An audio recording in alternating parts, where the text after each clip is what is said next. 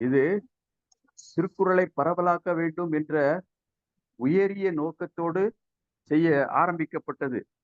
இந்த தமிழ்நாடு கலை இலக்கிய பெருமன்ற திருக்குறள் நாளும் ஓர் அதிகாரம் என்ற இணையவழி நிகழ்வு இன்றைக்கு உலகம் முழுவதும் திருக்குறளை பரப்பிக் கொண்டிருக்கிறோம் என்றே சொல்ல தோன்றுகிறது. இன்னைக்கு நம்மளோடு முற்றோதல் செய்ய ஒரு ஆளுமையும் உரைப்பொழிவு செய்ய ஒரு ஆளுமையும் இணைந்திருக்கிறார்கள். 122வது அதிகாரமான கனவு நிலை உரைத்தல் என்ற அதிகாரத்தை நாம் காணவிருக்கிறோம் தோழர்களே. முற்றோதல் செய்ய வந்திருக்கிற மாணவி சு அவந்திகா உடையார்பாளையத்தில் உள்ள ராம்சந்த் என்ஆர் பொது மேல்நிலைப் பள்ளியில் 4ஆம் வகுப்பு படித்துக் கொண்டிருக்கிறார். உங்க பெற்றோர் பெயரை சொல்லுங்கம்மா. அப்பா பேரு சுதாகர், அம்மா பேரு சுபா.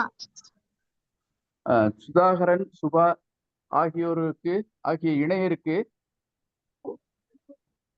இணையற்ற மகளாக பிறந்துள்ளார். அவர் இன்னைக்கு நம்மிட முற்றோதல் செய்ய வந்துள்ளார்.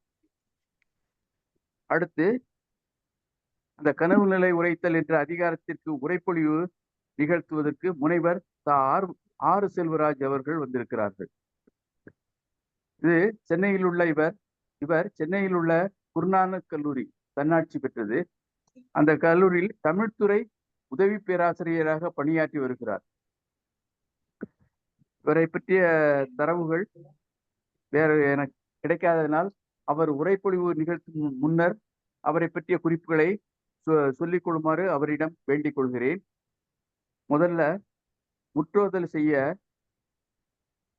இந்த கனவு நிலை உரைத்தல் என்ற அதிகாரத்தை முற்றோதல் செய்ய அவந்திகா அவர்களே வருக, முற்றோதல் தருக. வாங்க வந்து சொல்லுங்க.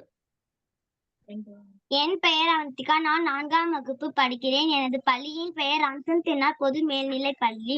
உலக திருக்குறள் முற்றோதல் இயக்கத்தில் பயிற்சி பெறுகிறேன். அதிகாரம் 122 கனவு நிலை உரைத்தல். காதலர் தூதோடு வந்த கனவினுக்கு யாது செய் வேன்கொள் விருந்து. கயலுண்கண் யானிரப்ப துஞ்சிற் கலந்தார்க்கு உயலுண்மை சாற்றுவேன்மன். நனவினால் நல்காதவரை கனவினால் காண்டலின் உண்டேன் உயிர். கனவினால் உண்டாகும் காமம் நனவினால் நல்காரை நாடித்தரவுக்கு. நனவினால் நல்காதவரை கனவினால் காண்ட பொழுதே இனிது. நனவென ஒன்றில்லை ஆயின் கனவினால் காதலர் நீங்களர்வன். நனவினால் நல்கா கொடியர் கனவினால் என்னம்மை பிழிப்பது. துஞ்சுங்கால் தோல்மேலர் ஆகி பிழிக்குங்கால் நெஞ்சத்தார் ஆவர் விரைத்து. நனவினால் நல்காரை நோய்வர் கனவினால் காதலர் காணாதவர். நனவினால் நம்மீத்தார் என்பர் கனவினால் காணார்கொல் இவ்வுறவர். நன்றி. மிக்க நன்றி அம்மா. நன்றிங்க. நன்றிம்மா, நன்றி, மகிழ்ச்சி. நானு இன்னைக்கு 8 மணிக்கு இந்த இணையத்துல இணைஞ்சதும் முதல்ல அவந்திகாவை பார்த்தேன். அப்பவே தயாராயிட்டாங்க. 8 மணிக்கு ரொம்ப தயாராகி இருந்தாங்க. ரொம்ப ஆர்வமாக இருக்குது. இந்த முற்றோதல் செய்வதற்கே இவ்வளவு ஆர்வமாக இருக்கிற காரணத்தை எண்ணி பார்க்கும்போது இவர் கல்வி கற்பதிலும் மிகுந்த ஆர்வமுடையவராக கட்டாயம் இருப்பார் என்று புலனாகிறது. இவருக்கு தமிழ்நாடு கலை இலக்கிய பெருமன்றம் நெஞ்சார்ந்த நன்றிகளையும் பாராட்டுகளையும் வாழ்த்துக்களையும் தெரிவித்துக் கொள்கிறது. அடுத்து இந்த கனவு நிலை உரைத்தல் என்ற அதிகாரத்திற்கு உரைப்பொழிவு வழங்க முனைவர் ஆறு செல்வராஜ் அவர்களை அன்புடன் அழைக்கின்றேன். ஐயா, வாருங்கள், உரைப்பொழிவு தாருங்கள்.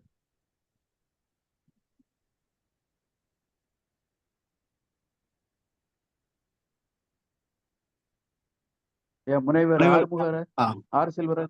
ஆறு செல்வராஜ். அனைவருக்கும் வணக்கம். அவந்திகா ரொம்ப அழகா பேசினாங்க. திருக்குறள் முக்கியமா குழந்தைகள் பேசுறது அப்படிங்கிறது ரொம்ப முக்கியமானது திருக்குறளை. ஏன்னா அந்த திருக்குறள்ல இல்லாதது இல்லை அப்படின்னு சொல்லலாம். நான் பேசுறது கொஞ்சம் கேக்குற மாதிரி இருக்கா? கிளியரா கேக்குது? கேக்குது கேக்குதுயா, பேசுங்க சரி. நன்றிங்க. அவந்திகா, உங்களுக்கு அவந்திகாவுக்கு என்னுடைய வாழ்த்துக்கள். ரொம்ப அருமையா இருந்தது. பொதுவா வந்து திருக்குறளை வந்து 2 அடிகள் அப்படின்னு சொல்லுவாங்க.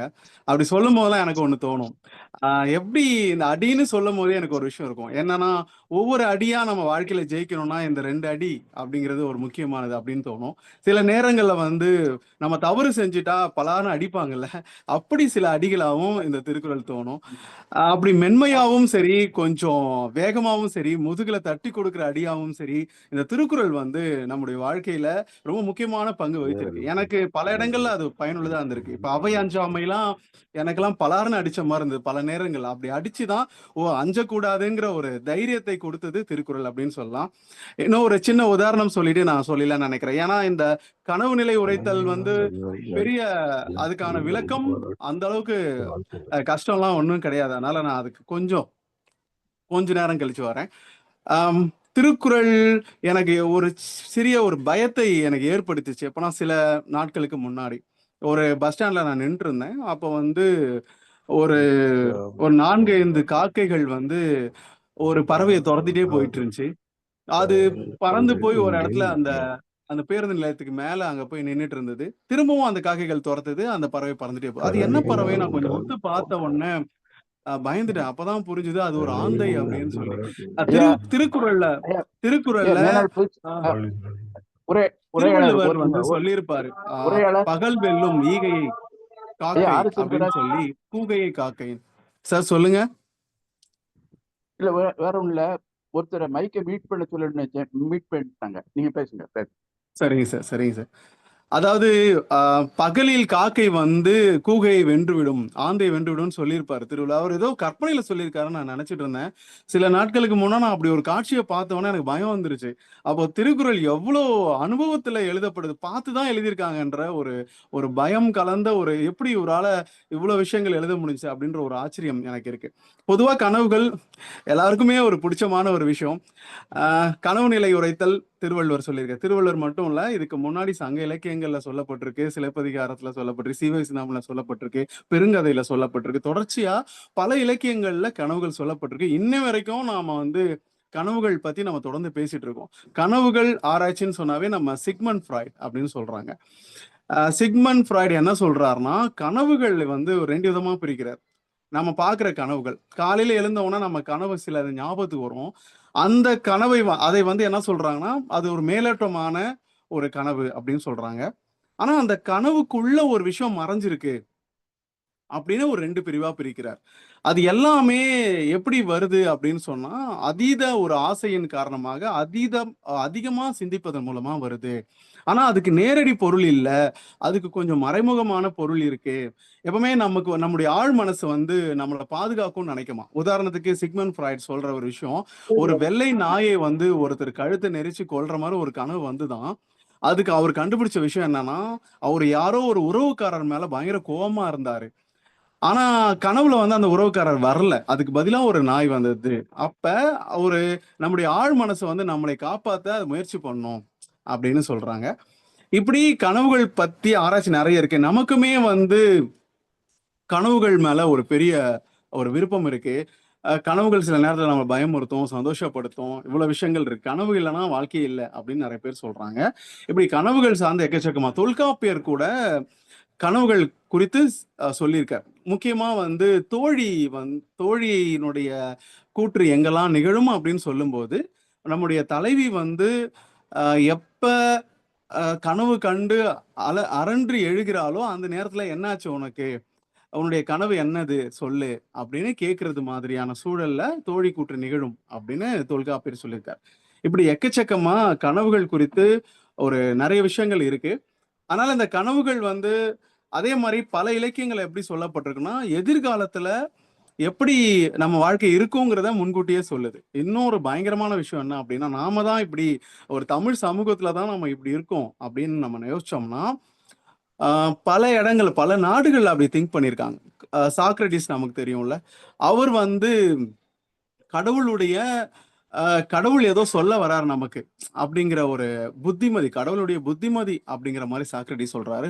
ஹோமர் அவரும் வந்து அந்த மாதிரி கனவுகளை குறித்து அது வந்து நமக்கு ஏதோ ஒரு செய்தியை உணர்த்த வருகிறது அப்படின்னுலாம் சொல்றாங்க. அப்போ பெரிய அறிஞர்களும் அந்த கனவுகள் குறித்து ஆராய்ச்சி பண்றாங்க. ஆனா ஒட்டுமொத்தமா நமக்கு தோன்ற ஒரு விஷயம் என்னன்னா, ஆழ் மனசுல கனவுகள் குறித்த ஒரு சிந்தனை வந்து ஆழ் மனசுல தோன்ற சிந்தனைகள் தான் கனவா வருது அப்படின்னு நமக்கு தெரியுது. இப்போ கனவு விழந்துரைத்தல் இதுக்குள்ள நாம போனோம் அப்படின்னு சொன்னா இது வந்து ஒரு காதல் சார்ந்தது.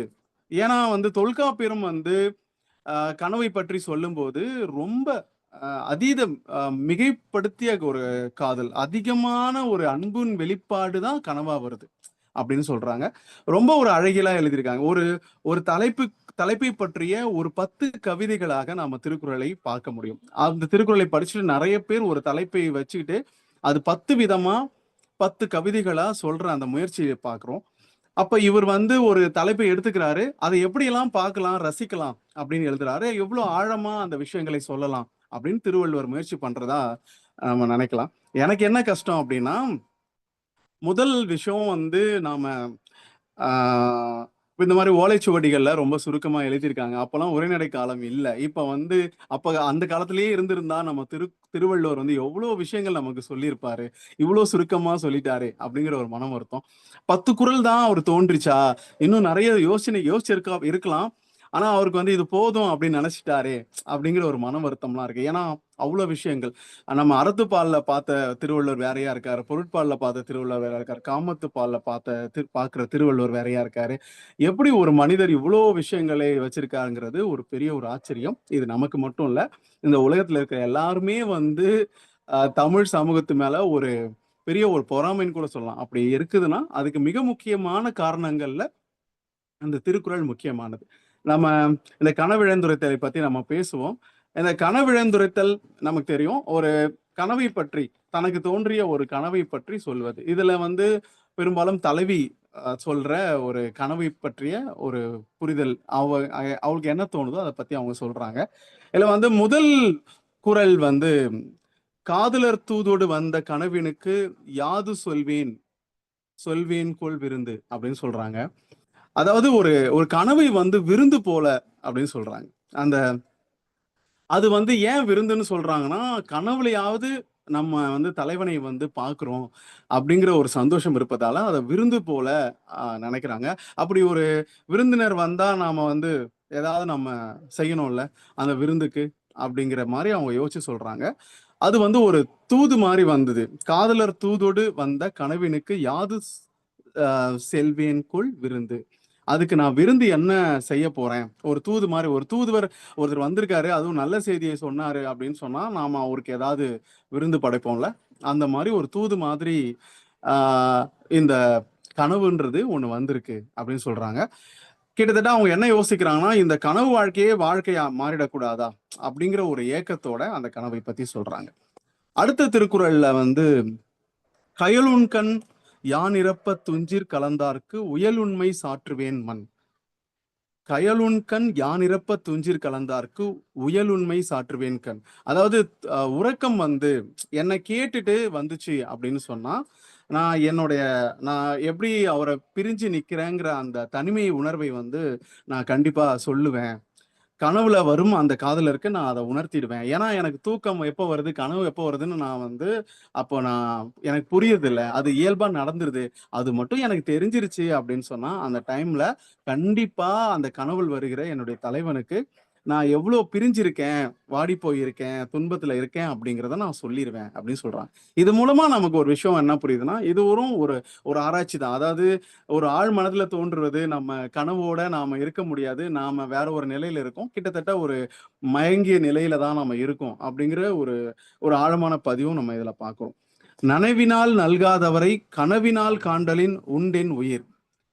அதாவது நான் உயிர் வாழ்றதுக்கு காரணமே இந்த கனவு தான். நிறைய அறிஞர்கள் சொல்லியிருக்காங்க, உயிர் வாழ்வது பெரும்பாலும் கனவுகளால வாழ்றோம். ஏன்னா நம்ம கனவுல நிறைய நிறைய கனவுகள்லாம் இருக்கும். சில நேரங்கள்ல நம்ம நிறைய படிச்சிருக்கோம், நிறைய பட்டம் வாங்கியிருக்கோம், நிறைய விருது வாங்கியிருக்கோம் அப்படிங்கிற கனவுகள்லாம் நமக்கு வரும். இந்த கனவுகள்லாம் நம்மளை வந்து கொஞ்சம் வழி நடத்தும். இப்போ நம்ம எல்லாமே நடக்குமானா நடக்காதுல்ல. நம்ம நல்லா டான்ஸ் ஆடுற மாதிரி, இல்லை நம்ம பரிசுகள் வாங்குற மாதிரி, அவந்திக்கு இருக்கிறதுனால இந்த விஷயங்கள் சொல்றேன். பரிசுகள் வாங்குற மாதிரி, இந்த மாதிரிலாம் கனவுகள் இயல்புல வாழ்க்கையில நடக்காம கூட போகலாம். ஆனா அந்த கனவுகள் நம்ம கண்டு சந்தோஷப்படும் போது இந்த வாழ்க்கை இன்னும் பிடித்தமானதா இருக்கும். இன்னொன்னு சொல்றாங்க, ஒரு ஃபுட்பால் மேட்ச் நடக்கும் போது ஒருத்தர் வந்து தூங்கிட்டே இருந்தாராம். என்ன தூங்கிட்டு இருக்கீங்க அப்படின்னா, நான் தூங்கல, நாளைக்கு நடக்க போற மேட்ச் எப்படி இருக்கும்ன்றத நான் கனவு கண்டுட்டு இருக்கேன், அதுல நான் பரிசு வாங்குற மாதிரி கனவு கண்டுட்டு இருக்கேன், நாங்க ஜெயிக்கிற மாதிரி கனவு கண்டுட்டு இருக்கேன் அப்படின்னு சொன்னாராம். அப்படியா, சரின்னு சொல்லிட்டு போனோம்னா, அந்த மேட்ச்ல அவரு ஜெயிச்சதுக்கு அப்புறம் சொன்னாராம், நான் எப்படி நினைச்சனோ, எப்படி கனவு கண்டனோ அது நடந்தது அப்படின்னு சொல்றாங்க. அப்போ ஒரு ஒரு கனவுக்கு வந்து எவ்வளவு பெரிய சாத்தியம் கூறுகள் இருக்கு அப்படின்னு நாம பார்க்க வேண்டியதா இருக்கு. அப்படி கூட நாம கனவுகள் அவ்வளவு சந்தோஷத்தை நமக்கு நிச்சயமா கொடுக்கும், அதை நினைவாக்க முடியும் அப்படிங்கிறதுக்கெல்லாம் இதெல்லாம் ஒரு முக்கியமான உதாரணங்கள். அதனால கனவுல தலைவன் வருவதால் தான் என்னுடைய உயிரே இருக்கு, காப்பாற்றப்பட்டிருக்கு அப்படின்னு சொல்றாங்க. கனவினான் உண்டாகும் காமம் நனவினான் நல்காரை நாடி தரற்கு அப்படின்னு சொல்றாங்க. இப்ப நனவில் வந்து அன்பு செய்யாதவரை கனவில் உண்டாகிற அன்பு அந்த அன்பு உண்டாக்குது. அதாவது நனவுல வந்து பார்த்தா திட்டுறாரு, இல்லைன்னா பார்க்கல பிரிஞ்சிருக்கும். ஆனா கனவுல அப்படி இல்லை. அது நனவுல கிடைக்காத ஒரு விஷயம் வந்து கனவில் வந்து எனக்கு கிடைக்குது, அது ஒரு பெரிய சந்தோஷம் தான் அப்படின்னு சொல்றாங்க. நனவினால் கண்டதும் ஆங்கே கனவும் தான் கண்ட பொழுதே இனிது. நனவினால் கண்ட இன்பமும் அந்த கொஞ்ச நேரம் சந்தோஷமா இருக்கும். அதே மாதிரி கனவுல கிடைக்கிற அந்த இன்பமும் அந்த பொழுதுல கொஞ்சம் சந்தோஷமா இருக்கு. 2 கிட்டத்தட்ட ஒண்ணுதான் அப்படின்னு சொல்றாங்க. ஆனா உண்மை அதுதான்.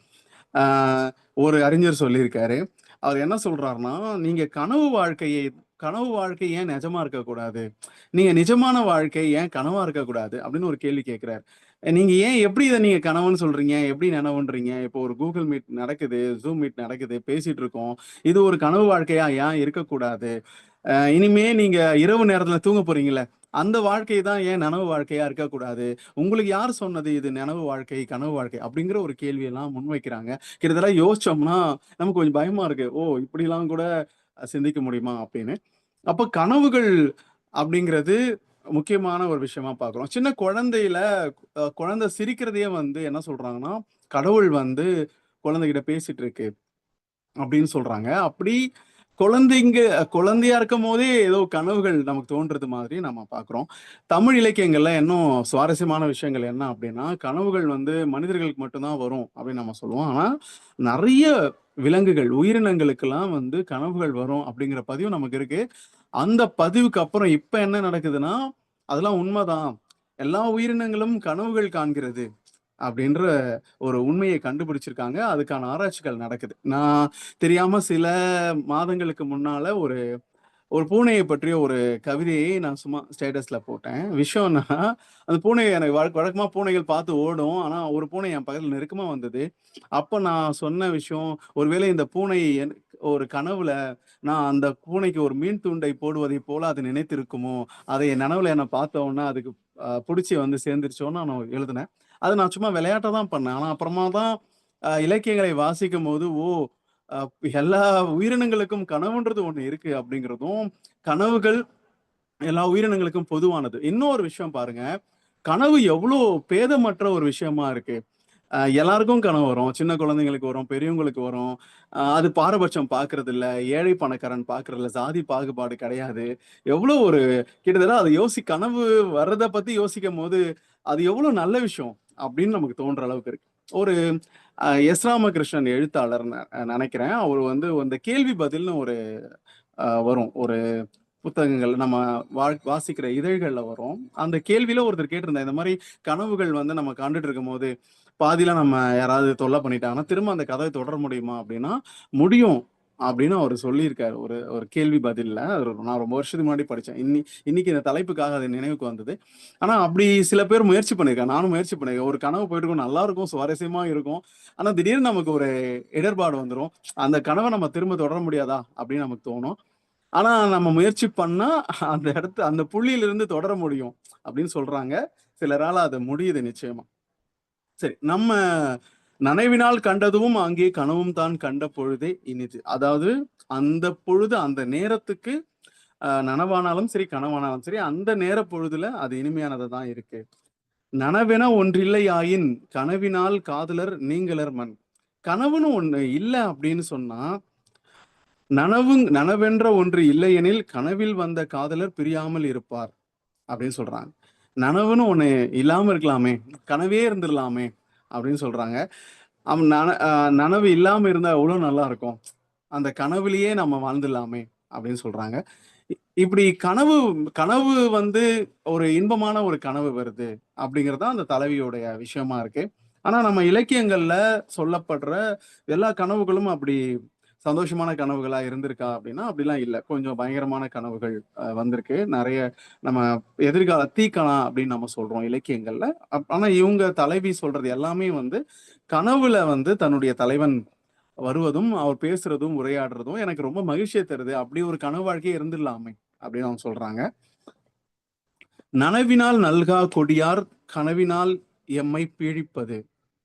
அதாவது நனவில் வந்து அன்பு செய்யாத கொடுமை உடையவர் கனவில் வந்து வருத்துவது என்ன காரணத்தால் அப்படின்னு சொல்றாங்க.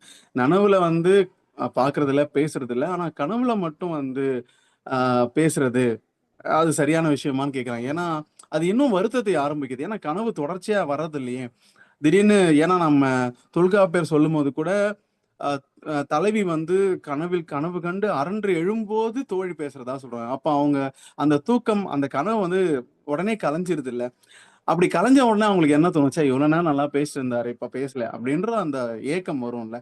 அதனால அவங்க என்ன சொல்றாங்கன்னா, என்ன காரணத்தினால இப்படி கனவுல வரணும், அது வந்து எனக்கு இன்னும் கொஞ்சம் சில வேதனைகளையும் தருது அப்படின்னு இன்னொரு பார்வை பார்க்கிறாரு. ஏன்னா அவர் எடுத்துக்கிற தலைப்புல இருந்து கனவை குறித்த ஒரு நேர்மறையான விஷயங்களை சொல்லிட்டே போகும்போது உடனே வந்து ஒரு எதிர்மறையான ஒரு செய்தியையும் அங்க பதிவு பண்றாரு. கனவு சில நேரத்துல ஏன்னா நிலா கொடுமை அப்படின்றதெல்லாம் நம்ம பேசியிருக்கோம், அது வெம்மை வீசுகிறதுலாம் நம்ம இலக்கியங்களை பார்க்குறோம். அந்த மாதிரி இவரும் என்ன சொல்றோம்னா கனவு வந்து மேலும் என்னுடைய அன்பை அன்பு சார்ந்து என்னை வருத்துது, அவருடைய நினைவை அதிகமா கொடுக்குது, ஏன் கனவுல வரணும் அப்படிங்கிற மாதிரி சொல்றாங்க. துஞ்சுங்கால் தோல்மலராகி விழிக்குங்கால் நெஞ்சத்தராவர் விரைந்து அப்படிங்கிற அடுத்த குறள். இது வந்து பயங்கரமா யோசிச்சிருக்காங்க. அதாவது நான் கனவு காணும் போது என் தோள்களில் படுத்துட்டு இருக்காரு, ஆனா நான் வந்து விழிக்கும் போது என்னுடைய நெஞ்சுக்குள் அவர் போய் விடுகிறார், இது என்ன ஒரு ஆச்சரியம் அப்படின்னு சொல்றாங்க. ஆனா இது எவ்வளவு ஒரு அழகியலா கற்பனையா ஒண்ணு சொல்லிட்டு இருக்காங்க. நாம ஒரு விஷயம் நினைப்போம், அது நம்ம விழிச்ச உடனே அது நம்ம மனசுக்குள்ள அது போயிடும். இன்னொன்னு அது நெஞ்சுக்குள் போய்விட்டதுன்னா என்ன அர்த்தத்தை சொல்றோம்னா அது கடைசியும் அவங்க மனசுக்குள்ளே வச்சுப்பாங்க, மறக்க மாட்டாங்க. ஏன்னா நம்ம கனவுகளை வந்து பெரும்பாலும் நம்ம கனவுகளை மறந்துடுவோம், கொஞ்ச நேரம் ஆன உடனே அப்படியே மறந்துடுவோம், கொஞ்சம் கொஞ்சம் விஷயங்கள் மறந்துடுவோம். அவங்க வந்து என்னுடைய நெஞ்சுக்குள் தலைவர் போய் விடுவார் அப்படின்னு சொல்லும்போது தலைவனை எப்பொழுதும் அவர் மறக்க மாட்டாங்க அப்படிங்கிற ஒரு பதிவாகவும் நம்ம பார்க்கிறோம். அடுத்தது நனவினால் நல்காரை நேர்வர் கனவினால் காதலர் காணாதவர். அதாவது நனவுல இந்த மாதிரி அவர் கூட நம்ம இல்லையே. நனவினால் நல்காரை நோவர் திட்டுவாங்க. யார் திட்டுவாங்க அப்படின்னா கனவுல வந்து தன்னுடைய தலைவனை பார்க்காதவர்கள் தான் நனவுல வந்து தலைவன் வரலையே பேசலையே அப்படின்னு வருத்தப்படுவாங்க அப்படின்னு சொல்றாங்க. ஏன்னா சில நேரங்கள்ல வந்து கனவுகள் காண்றது கொடுத்து வைக்கணும் அப்படின்ற ஒரு விஷயத்த இவங்க பதிவு பண்றாங்க. தனக்கு பிடித்தமானவர்கள் கனவுல வருவது ஒரு சந்தோஷமான ஒரு விஷயம். யார் அப்புறம் புலம்புவாங்க அப்படின்னு சொன்னா இந்த மாதிரி நனவுல பிரிஞ்சிருக்கும் போது புலம்புறவங்க யாரா இருக்கக்கூடும் அப்படின்னா கனவுல அவரை சந்திக்காதவரா இருக்கக்கூடும் அப்படின்னு சொல்றாங்க. அப்ப இவங்களை பொறுத்த வரைக்கும் மறைமுகமா என்ன சொல்றாங்கன்னா, நான் சந்தோஷமா இருக்கேன், எப்படியும் எனக்கு கனவுல கிடைச்சிடுறாங்க அப்படிங்கிற ஒரு விஷயத்தை அவங்க சொல்றாங்க. அடுத்தது நனவினால் நம் நீத்தார் என்பர் கனவினால் காணார்கொள் இவ்வூர் அவர். இவர் வந்து இந்த ஊர்க்காரங்க எல்லாம் என்ன சொல்றாங்கன்னா, அவர் வந்து நனவுல அதாவது இந்த நிகழ் உலகத்துல அவங்க தான் பிரிஞ்சு போயிட்டாரு அப்படின்னு பலரும் சொல்றாங்க. அவங்கலாம் ஏன் அப்படி சொல்றாங்க அப்படின்னு அவங்க கனவில் காண்பது அவங்களால இதே அதாவது கிட்டத்தட்ட 9வது குறள் சொல்ற அதே விஷயத்தை தான் சொல்லுது. காணார்கோள் இவ்வூர் அவர். அவங்க வந்து கனவுல அவங்க வந்து நானும் என்னுடைய தலைவனும் சேர்ந்து இருப்பதை அவங்க பாக்குறது இல்லை, அதனால நனவுல நீங்க எல்லாம் பிரிஞ்சு இருக்கிறீங்களே அப்படின்னு மத்தவங்க எல்லாம் நினைக்கிறாங்க அப்படிங்கிற ஒரு அர்த்தமும் சொல்லப்படுது. அதே மாதிரி பொதுவான அர்த்தமும் சொல்லுது. இது மாதிரி பிரிஞ்சிருந்தாலும் பரவாயில்ல, நாம கனவுல சேர்ந்திருக்கோம் அப்படிங்கிற விஷயத்தையும் சொல்றாங்க. இதுல வந்து என்னன்னா, இந்த உலகத்திலேயே வந்து நான் சில நேரங்கள்ல யோசிக்கிறது, நெறைய பேர் நம்ம வாழ்க்கையில பிரிஞ்சு போறாங்க. சொந்தக்காரங்க, உறவுக்காரர்கள், நம்ம தாத்தா, பாட்டி நெறைய பேர் பிரிஞ்சு போறாங்க. இந்த உலகத்துல நாம நேசிச்ச நெறைய பேர் பிரிஞ்சு போறாங்க. இருந்தாலும் நம்ம இந்த வாழ்க்கையில வந்து பெரிதா பாதிப்பு இல்லாம நம்மளால எப்படி இந்த சமூகத்துல வாழ முடியுது அப்படின்னா, அதுக்கு ஒரு காரணம் என்னவா இருக்கும் அப்படின்னா, நாம நடந்து போம்போது ஒருவேளை நம்முடைய முன்னோர்கள் நம்ம பாட்டி இறந்துட்டாங்கன்னு வச்சுக்கோங்களேன். என்னுடைய பாட்டி இறந்துட்டாங்க அப்படின்னா, இப்ப நான் போய் சந்திக்கும்போது வேற ஒரு பாட்டிய பார்க்கும்போது எனக்கு ஒரு சிந்தனை வரும். நம்ம பாட்டி மாரியே இருக்காங்களே அப்படின்னு தோணும். அவங்க பேசுறது, அவங்க நடத்துறது, இல்ல அவங்க ஏதாவது ஒரு காய்கறி வித்துட்டு இருந்தாலும் அவங்க கிட்ட போய் வாங்கலாம். எங்க பாட்டி மாரியே இருக்காங்க அப்படின்னு நமக்கு தோணும்.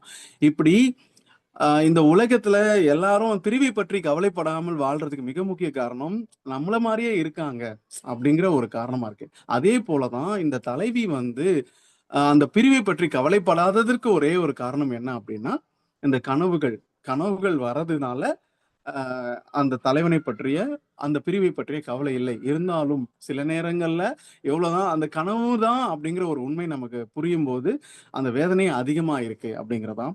ஒரு எனக்கு தெரிஞ்சு திருக்குறள்ல இருந்து திருக்குறளை வாசிச்சு, அதன் மூலமாக தாக்கம் ஏற்பட்டு பல படைப்புகள் இந்த உலகத்துல வந்திருக்கு அப்படிங்கிறதும், திரைப்பட பாடல்கள் எக்கச்சக்கமா திருக்குறளுடைய கருத்துகள் உலவிக்கிட்டு இருக்கு அப்படிங்கிறதும், திருக்குறளை வாசிக்கும்போது நமக்கு தெரியும். முக்கியமா இந்த இன்பத்துப்பால்ல இவ்ளோ அழகியலா ஒருவர் எழுதியிருக்கிறாருங்கிறது ஒரு பெரிய ஒரு ஆச்சரியம். அதைத் தொடர்ந்து ஆம் பல இலக்கியங்கள்லயும் அது பயணப்பட்டு வருகிறது அப்படிங்கிறதும் ரொம்ப சந்தோஷமான விஷயம்.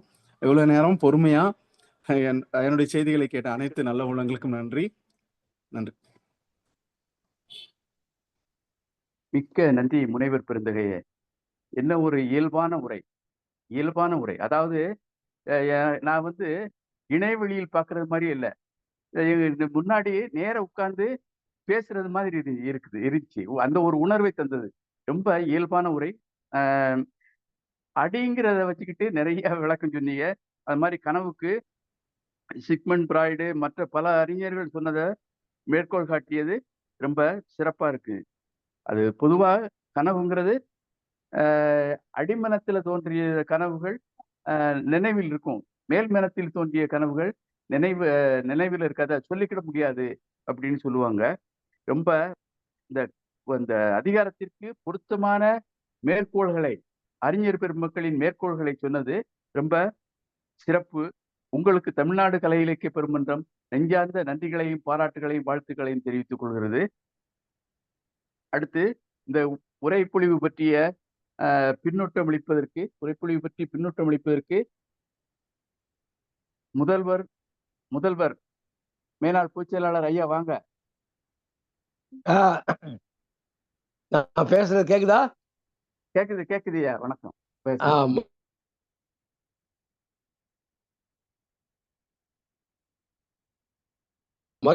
நெஞ்சங்களை உங்கள் அனைவருக்கும் என்னுடைய அன்பு வணக்கம். அதாவது இந்த கனவை பத்தி விட்டுட்டு போனா நல்லா இருக்கும்னு நினைக்கிறேன்.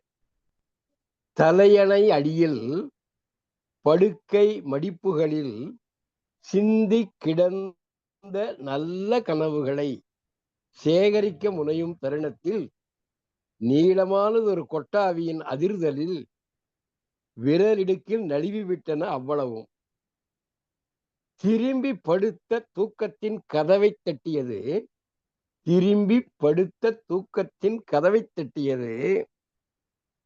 பொல்லாத கனவு ஒன்று.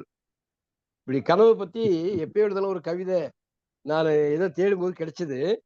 இந்த கனவுன்றது வர்றதுனால அந்த கனவு கவிதையை உங்களோட பகிர்ந்து கொண்டேன். முற்றோதல் செய்த அன்பு பேர குழந்தை அவந்திகா அருமையாக படபட சொல்லி முடிச்சிட்டாங்க.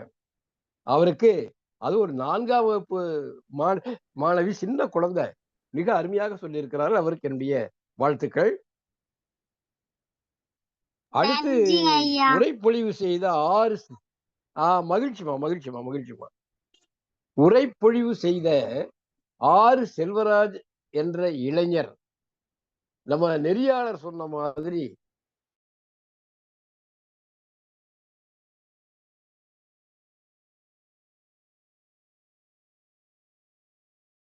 பற்றி ரொம்ப அருமையாக உரைத்து வள்ளுவருடைய காதலி உரைத்தது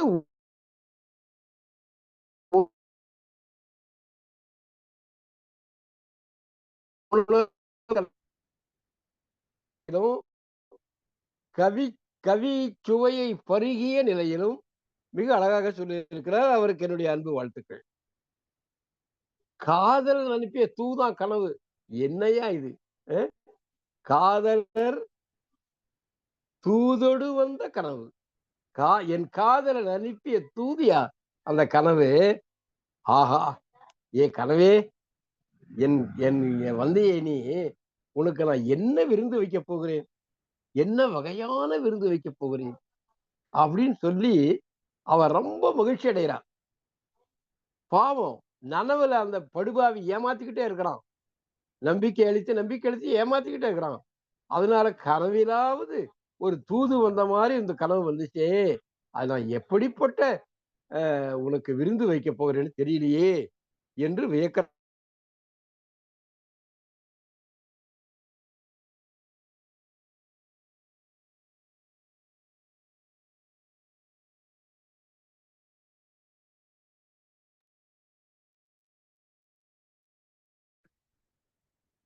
ஐயா, மேனாள் பொதுச் செயலாளரே, உங்க குரல் கேட்கல.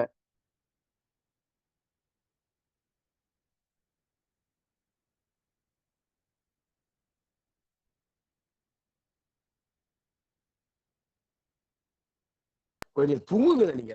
நீங்க தூங்க கால்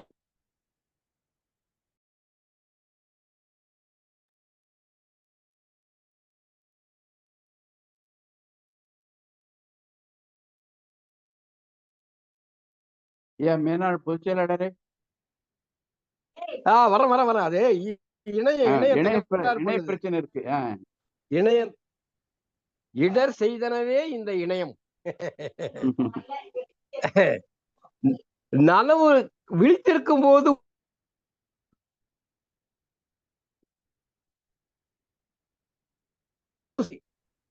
கனவுலாவது வர்றானே, நான் சாகாமல் இருக்கிறதுக்கு நீ கனவுல வர்றதுதான் காரணம், நான் உயிரோடு இருப்பதற்கு நீ கனவுல வர்றதுதான் காரணம்னு சொல்லிட்டு 2 குறளையும் சொல்றார். அப்புறம் இந்த என்னுடைய காமம் ஏன் உயிர் வாழ்கிறது தெரியுமா? காமம் ஏன் உயிர் வாழ்கிறதுனா, இந்த நனவினால் விழித்திருக்கும் போது என்னை அவர் பார்க்கவில்லை, என்னிடத்துல அன்பு செலுத்தவில்லை. அதனால் கனவிலாவது காண முடிவதனால் என்னுடைய காமம் வாழ்ந்து கொண்டிருக்கிறது என்றா. என்னைய அழகா கனவு அப்படி பின்னி பின்னி பின்னி பின்னி சொல்றான் வள்ளுவன். அப்புறம் சில சமயத்துகளை என்கிட்ட அன்பு காட்டிடுறான் அவன்.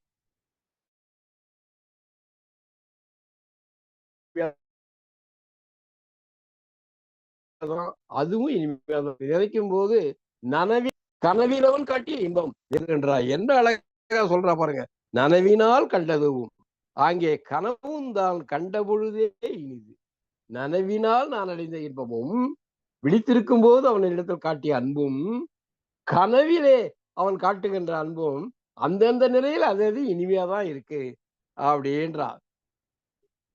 இந்த இது நனவே ஒன்று இல்லையாயின் கனவினால் காதலர் நீங்காமல் மண். இந்த விழிப்பு என்ற ஒன்று இல்லாவிட்டால் கனவில் இருந்த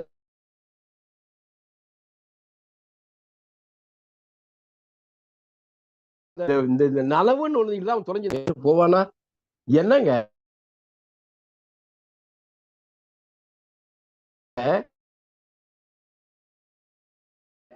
நனவிலிருந்து நழுவி கனவில் வாழ்ந்து கொண்டிருக்கிறாள் இந்த அன்பு காதலி. ஆஹா, அடுத்த குரல் பாருங்க. நான் விழித்திருக்கும் போது என்னிடம் வந்து அன்பு காட்டாதவர் கனவில் மட்டும் வந்து ஏன் எனக்கு துன்பத்தை கொடுக்கிறாள்? ஏயா கொடுக்குற நீ? விழித்திருக்கும் போது நீ அன்பு காட்டல, கனவுல வந்து எனக்கு துன்பப்படுத்துறியே அப்படின்னு ஒரு மாதிரி. அதாவது கனவுல கனவை நினைச்சு நினைச்சு நினைச்சு புலம்புகிறாள். துஞ்சுங்கால் தோல் மேலர் ஆகி, தூங்கும்போது என் தோல் மேல அணைத்து படுத்திருக்கிறாய், விழித்தவுடனே என் நெஞ்சுக்குள்ள போய் ஒளிஞ்சு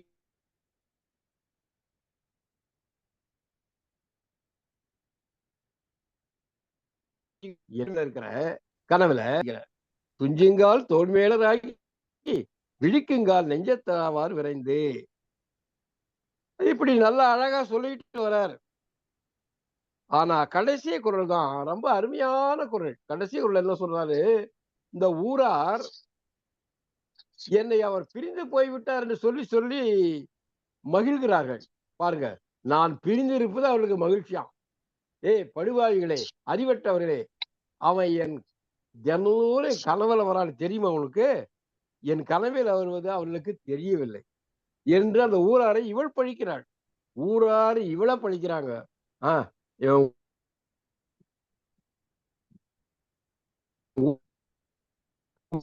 என்ன கதியானாலும் தெரியலன்னு கேலி செய்து சிரிக்கிறாரு. ஆனா என்ன பார்த்து சிரிக்கிறீங்களா நீங்க? அவன் தினந்தோறும் கனவுல வர்றது தெரியுமா உங்களுக்கு? இந்த ஊராருக்கு தெரியுமா என்று சொல்கிறார்.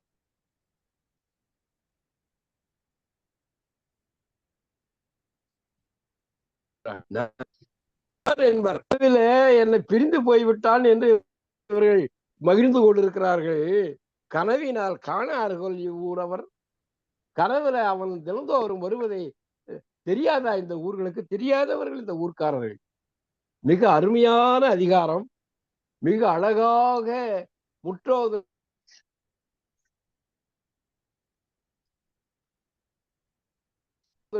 வாழ்க்கையில இந்த செல்வராஜ் அவர்கள் ஆற்று வெள்ளம் போற கருத்துக்களை அப்படியே நமக்கு தந்து இருக்கிறார்.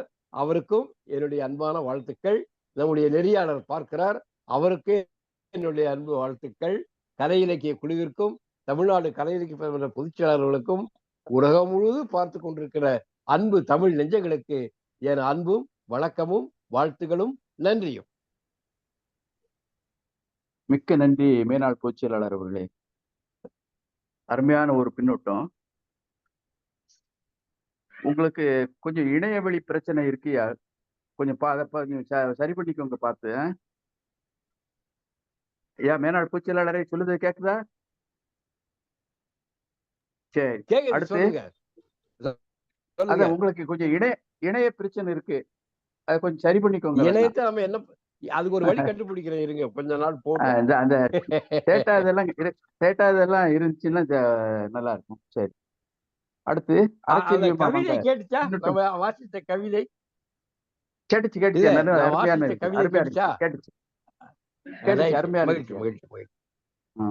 கனவு வந்து கதவை தட்டி. நன்றி நன்றி நன்றி நன்றி நன்றி, மகிழ்ச்சி. ஆமா ஆமா. அடுத்து பின்னூட்டம் அளிக்க அரசியலியம்மா வாங்க, வரீங்களா? அனைவருக்கும் வணக்கம். இன்று முற்றோதல் செய்த மாணவி 4ஆம் வகுப்பு எனும்போது பெருமையாவும் இருக்கு, மகிழ்ச்சியாவும் இருக்கு. இந்த சின்ன பிள்ளைகள்லாம் வந்து முற்றோதல் செய்யறது நம்ம நிகழ்ச்சிக்கு பெருமை சேர்க்கக்கூடிய ஒரு நிகழ்வு. உண்மையிலே அருமையா இருந்துச்சு. அந்த மாணவிக்கு வாழ்த்துக்கள், பாராட்டுக்கள். அடுத்து இன்றைய உரைப்பொழிவாளர் கனவு பற்றி நிறைய செய்திகள் சொன்னாங்க. நான் ரொம்ப ஆர்வமா கேட்டேன். அவங்க சொன்னது எல்லாமே ஏற்கக்கூடியதா தான் இருந்துச்சு. தெரியாத நிறைய செய்திகள் சொன்னாங்க. அதுல பாத்தீங்கன்னா, கனவுல எனக்கு சில பிரச்சனைகளை வந்து எங்க அம்மாவும் நான் வணங்கக்கூடிய எனது ஓம் சக்தி அவங்க 2 பேரும் தீர்த்திருக்காங்க. நான் இன்னமும் எனக்கு பிரச்சனைனா இவங்கள்ட்ட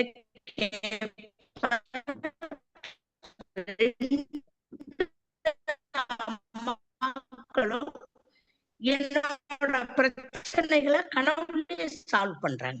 அது எப்படின்னு எனக்கு தெரியல. அது ஒரு இந்த நான் இல்ல எல்லாத்துக்கும் தெரிஞ்சதுதான், இதுல அதிகமா என்ன விளக்கம் கொடுக்க போறேன் அப்படின்னு சொன்னாரே ஒழிய நிறைய விளக்கங்கள் கொடுத்தாரு. உண்மையிலேயே பாராட்டணும். ரொம்ப அருமையா இருந்துச்சு. நல்லா கொண்டு போனாங்க. எவ்வளவு சொல்ல முடியுமோ அவ்வளோத்தையும் சொன்னாங்க. நல்ல சிறப்பாக இருந்தது. உரைப்பொழிவாளருக்கு வாழ்த்துக்கள், பாராட்டுக்கள். அடுத்து இந்த தலைப்பு கனவு நிலை உரைத்தல். நான் ரொம்ப ஆச்சரியமா பாக்குறேன், ரொம்ப அதிசயமா பாக்குறேன் வள்ளுவரை. ஏன்னா அந்த கணவனோட பேரை சொல்ல மாட்டாங்க, யாருமே சொல்ல, ஏதாவது ஒரு குறிப்பு கொடுத்துதான் சொல்லுவாங்க. அப்படி இருந்த ஒரு பெண்கள்கிட்ட காதல்ன்றது ஒரு உணர்வு இருக்கு. அதுல இப்படியெல்லாம் படிப்படியா என்னென்ன நிலைகள் இருக்குன்னு ஒவ்வொரு நிலைக்கும் பேர் வச்சு ஆச்சரியமா இருக்கு. இப்பெல்லாம் பேட்டி எடுக்கிறாங்க, அத பேட்டி எடுக்க முடியாது, பெண்கள்கிட்ட போய் கேட்கவும் முடியாத காலம். அந்த அளவுக்கு வந்து அதிக மக்கள் தொகை இல்லாத காலமாகவும்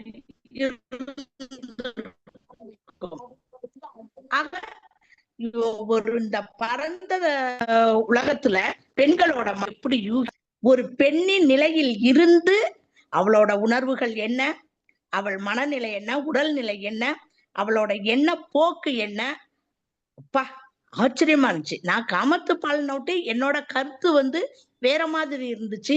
ஆனா படிக்க படிக்க குறளோட மதிப்போட வள்ளுவருடைய மதிப்பு இன்னும் அதிகமாகுது. நாளுக்கு நாள், அதிகாரத்துக்கு அதிகாரம். ஒரு கனவுக்கு இத்தனை விளக்கங்களா? இவர் 10 குறள்ல சொன்னதை வச்சு எவ்வளவோ பாடல்கள் வெளிவந்திருக்கு, அருமையான பாடல்கள்லாம் வெளிவந்திருக்கு.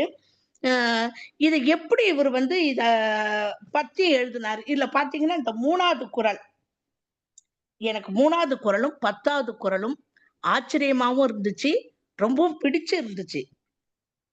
அவர் வந்து நனவுல வரலன்னாலும் பரவாயில்ல, கனவுல அவரை பாக்குறேன், அதனால்தான் நான் உயிரோட இருக்கேன்.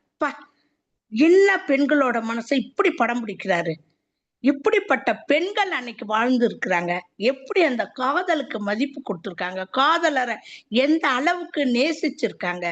இதோட நுணுக்கமா போனா ஒண்ணுக்குள்ள ஒண்ணுன்னு அப்படியே போயிட்டே இருக்கும் போல இருக்கு.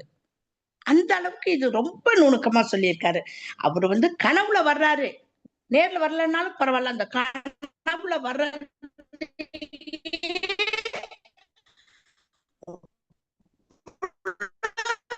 சந்தோஷமா, அவ்வளவு ஒரு ஈர்ப்போட அந்த மனசை வச்சுக்கிட்டு அது போதும் எனக்கு அப்படின்ட்டு ஒரு காதலர் மேல வச்சிருக்க பெரிய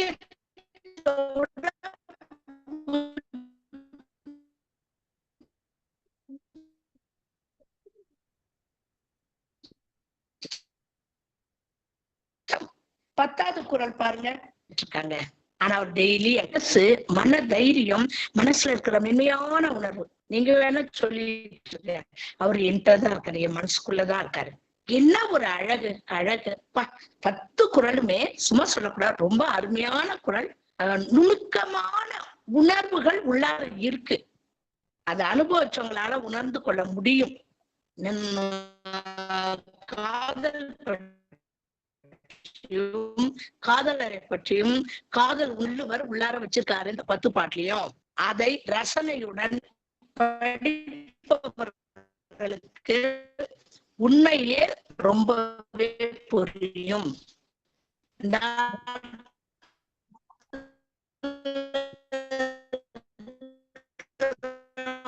உங்களுக்கெல்லாம் புரியுமான்னு தெரியல, சுத்தமா பேச்சே வரல. இணைய பிரச்சனை இருக்கு அம்மாவுக்கு, விட்டு விட்டு வருது. போயிட்டு இருக்காங்க. சொற்ப அளவுதான் பையனும் பொண்ணும் பழகுறாங்க. மத்தபடி பாத்தீங்கன்னா அந்த பேசுறது கேக்குதுங்களா ஐயா? விட்டு விட்டு கேக்குது ஐயா. ஆமா, விட்டு விட்டு கேக்குது. ஏதோ இணைய பிரச்சனை இருக்கு உங்களுக்கும். ஆமா, இந்த கொஞ்சம் வெளியில வர்றீங்க, வெளியில வந்துடுறீங்க.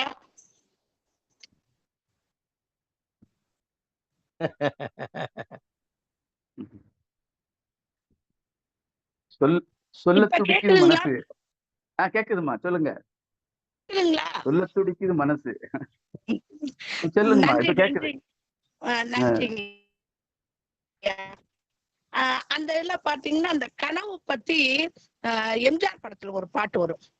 நீல நயனங்களில் ஒரு நீண்ட கனவு வந்தது, அதன் கோல வடிவங்களில் பல கோடி கனவு வந்தது.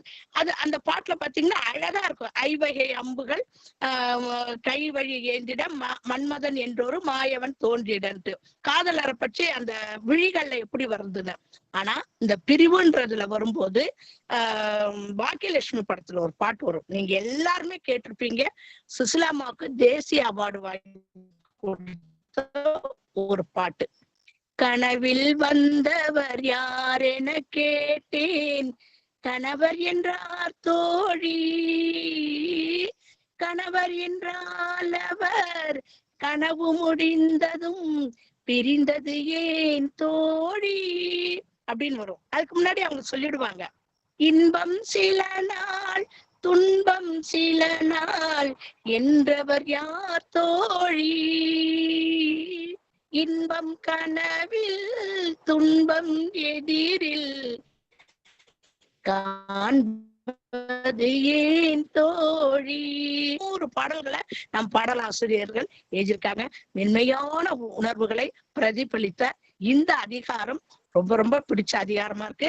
வாய்ப்புக்கு நன்றி, வணக்கம். மிக்க நன்றி அம்மா.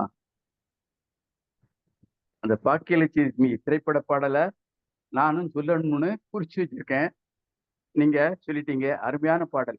அதுல என்ன சொல்லுவார்னா, இன்பம் கனவில் துன்பம் எதிரில். துன்பத்தை நேருக்கு நேர சந்திச்சுக்கிட்டு இருக்கேன். இன்பம் வந்து கனவுல தான் வருது. கனவுல தானே அவளுடைய தலைவன் வரான், கனவுல தான் வரான். அதனால கனவுல இன்பமா இருக்கு அப்படின்னு அந்த திருவள்ளுவரின் இந்த கனவு நிலை உரைத்தல் என்ற அதிகாரத்தில் உள்ள பொருளை அப்படியே எடுத்து திரைப்பட பாடலுக்கு கொடுத்துருக்காங்க. மிக்க அருமை. அடுத்து பின்னூட்ட வழங்க சாத்தூர் கணேசன் வர்றீங்களா? வாழ்க வளமுடன். தோழர்கள் அனைவருக்கும் வணக்கம். கேக்குதுங்களா ஐயா? வணக்கம், கேக்குது, சொல்லுங்க. நல்லது நல்லது. வாழ்க வளமுடன். நான் இன்னைக்கு கொஞ்சம் இடையில தான் வந்து கலந்துக்கிட்டேன். அதனால அந்த முற்றோதல் செய்த மாணவரை பற்றி அந்த முற்றோதலை நான் கேட்க முடியல. அதே போல் உரையாசிரியர் ஆறு சிவராஜ் அவர்கள் ரொம்ப அந்த உரைக்கு முன்பாக அந்த முன்னோட்டம் வழங்கக்கூடிய செய்தியெல்லாம் கேட்க முடியாம போயிடுச்சு. இருந்தாலும் 10 குரலினுடைய அந்த ஒளிப்புரையை தெளிவுரையை அவர் கூறும்போது நான் கேட்டுக்கொண்டுதான் இருந்தேன். மிகவும் அருமையாக சொன்னார்கள். அந்த வகையில வந்து இந்த கனவு நிலை வலியுறுத்தல்ங்கும் போது எப்பயுமே ஒரு கனவு என்பது வந்து அதுலயும் வந்து காதல் சம்பந்தப்பட்ட கனவு தான் ஒரு இனிமையும் ஒரு இன்பமும் ஒரு சந்தோஷமும் நம்ம நினைச்சுக்கிட்டு இருக்கோம்.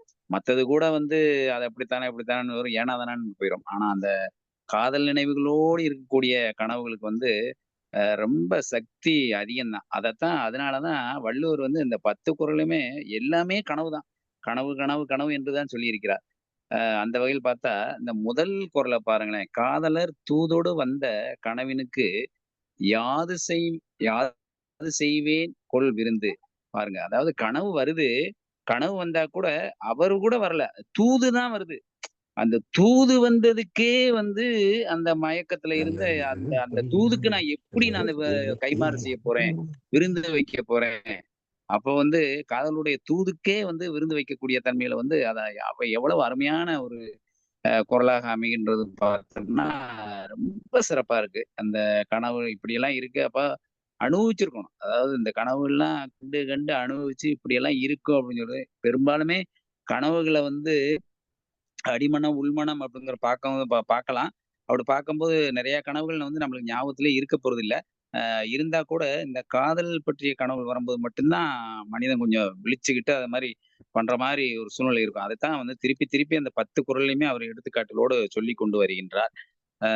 இதுல வந்து உங்களுக்கு வந்து இந்த 7வது குறளை கொஞ்சம் பாத்தீங்கன்னா, நனவினால் நல்கா கொடியார் கனவினால் என் எம்மை பீழிப்பது அப்படின்னு சொல்லி சொல்றாரு. நேரில் வந்து அன்பு செய்யாத இந்த கொடிய மனிதர், நேரில் வந்து அன்பு செய்யாத இந்த கொடிய மனிதர் கனவில் மட்டும் நாளும் வந்து என்னை வருத்துவது ஏன்? அப்ப கொடிய மனிதர் அப்படின்னு சொல்றத பார்க்கும்போது எப்படின்னா செல்லமா கடிறதுன்னு சொல்றோம்ல, அந்த சொல்லுக்கு தான் நம்ம இதை பயன்படுத்திக்கிட முடியும். அப்படிதான் அந்த வார்த்தையை நம்ம எடுத்துக்கிட முடியும். ஏன்னு கேட்டா அடுத்த பாடலை பார்த்தீங்கன்னா பாருங்க, துஞ்சுங்கால் தோல் மேலர் ஆகி விழிக்குங்கால் நெஞ்சத்தர் ஆவர் விரைந்து. அப்ப அந்த 7வது குறளுக்கும் இந்த 8வது குறளுக்கும் அதுல வந்து கொடியவர் அப்படின்னு சொல்லிட்டாப்ல. இந்த இடத்துல பாருங்க, தூங்கும் போது கனவுல வந்து என் தோள் மேல் உள்ளவராக இருக்கிறார். ஆனால் விழித்தெழும்போது என் நெஞ்சுக்குள்ள போயிடுறாரு. அப்ப அதுல வந்து கனவுல வந்து என்ன வந்து கொடியவர்ன்னு சொல்லக்கூடியவங்க, இந்த இடத்துல வந்து கனவுக்கு போன போறோம்னா வந்து கனவுல வந்து தோல்ல இருக்கிறவரு, அது மறைந்து போனோம்னா என் நெஞ்சத்துக்குள் இருக்கின்றார் அப்படின்னு சொல்ற மாதிரி. அப்ப அந்த கொடியர் அப்படிங்கிற வார்த்தையை வந்து நாம அப்படி நல்ல கொடியங்கிறது வந்து செல்ல கிடையாது, செல்ல மகிழ்வாங்களா அந்த மாதிரி அப்படியே அந்த குரலை கொஞ்சம் எடுத்துக்கிட வேண்டியிருக்கு. ஒரு அருமையான அதிகாரம், நல்ல குரல் தான். அதே மாதிரி அந்த கடைசி குரல் பாத்தீங்கன்னா ரொம்ப உண்மையிலேயே ஒரு சிறப்பான குரல் தான். நனவினால் நம் நீத்தார் என்பர் கனவினால் காணார் ஊரவர். அதாவது இந்த நனவு நம்மை விட்டு நீங்கினார் என்ற காதலரை பழித்து பேசுகின்றனரே ஊரார். அவங்க என்ன அப்படின்னா பேசுறத பார்க்கும்போது என்னை போல் வந்து கனவு கண்டு அனுபவிக்காமல் இருப்பவர்கள் தான் அப்படின்னு சொல்லி சொல்றாங்க. அப்ப வந்து எனக்கு வந்து என் காதலர் கனவுல வந்து என்னை சந்தோஷப்படுத்தி கொண்டிருக்கின்றார். ஆனா மத்தவங்க எல்லாம் பழிச்சு பேசுறாங்கன்னா அதுக்கெல்லாம் காரணம் என்ன? அவங்க அனுபவிக்கல, அந்த காதல் செய்யல, அவங்களுக்கு கனவு வரல. அப்ப அவங்ககிட்ட வந்து அப்படித்தான் இருக்கும் அப்படின்னு சொல்லி ஒரு அசால்ட்டா, அதாவது தன்னுடைய காதல் வந்து எவ்வளவு சிறப்பானது என்று சொல்லக்கூடியதான் இந்த 10வது குறள் ரொம்ப அருமையான குறளாக அமைந்தது. ஐயா அரசியல் ரொம்ப சிறப்பா சொன்னாங்க. ரவீந்திர பாரதியாருக்கு அவருடைய பின்னூட்டம் நம்ம கேட்கத்தான் செய்யணும். அது என்னென்ன இணையத்துல வர்றதுனால வந்து ஒரு சரியான ஒரு பின்னூட்டத்தை நம்ம கேட்க.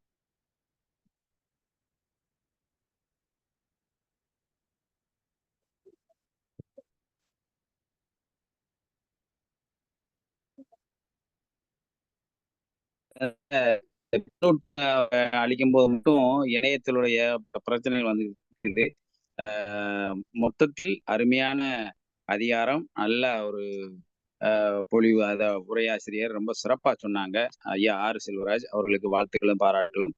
சிவசுப்பிரமணியனுடைய நெறியாளும் தன்மையை பார்க்கும்போது நாம் வியந்து கொண்டே இருக்கலாம். அருமையான அந்த ஒவ்வொரு பின்னோட்டத்திற்கும் ஒரு பொருத்தமான நெறியாளர்களே இந்த ஒருங்கிணைப்பை சேவை செய்து கொண்டிருக்கிறார். அவர்களுக்கு பாராட்டு சொல்லிக் கொள்வோம். அடுத்தது போல் நமது பொதுச் செயலாளர் ஒரு இந்த இணைய வழியில ஒரு சிறப்பான ஒரு நிகழ்வு நடத்தி நம் எல்லோருக்குமே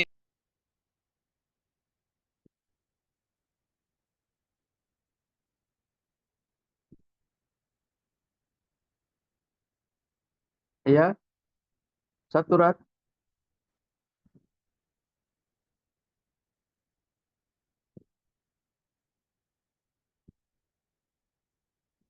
ஐயா நன்றி.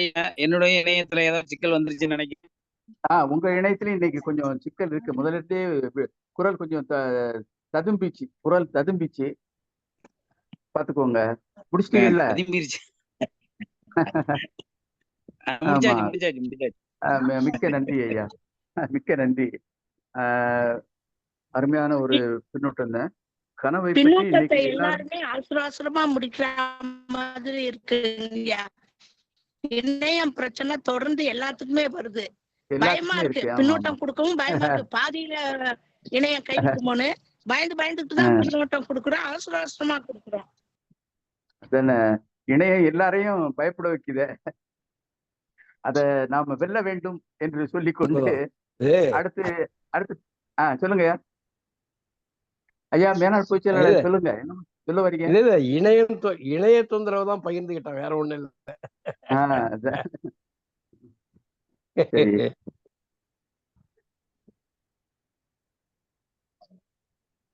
இடையூறு செய்வதில் இணையற்றி விளங்குகிறது இந்த இணையம்.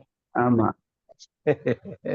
நமக்கு இணைய தொந்தரவு, தலைவிக்கு காதலன் பிரிவு தொந்தரவு.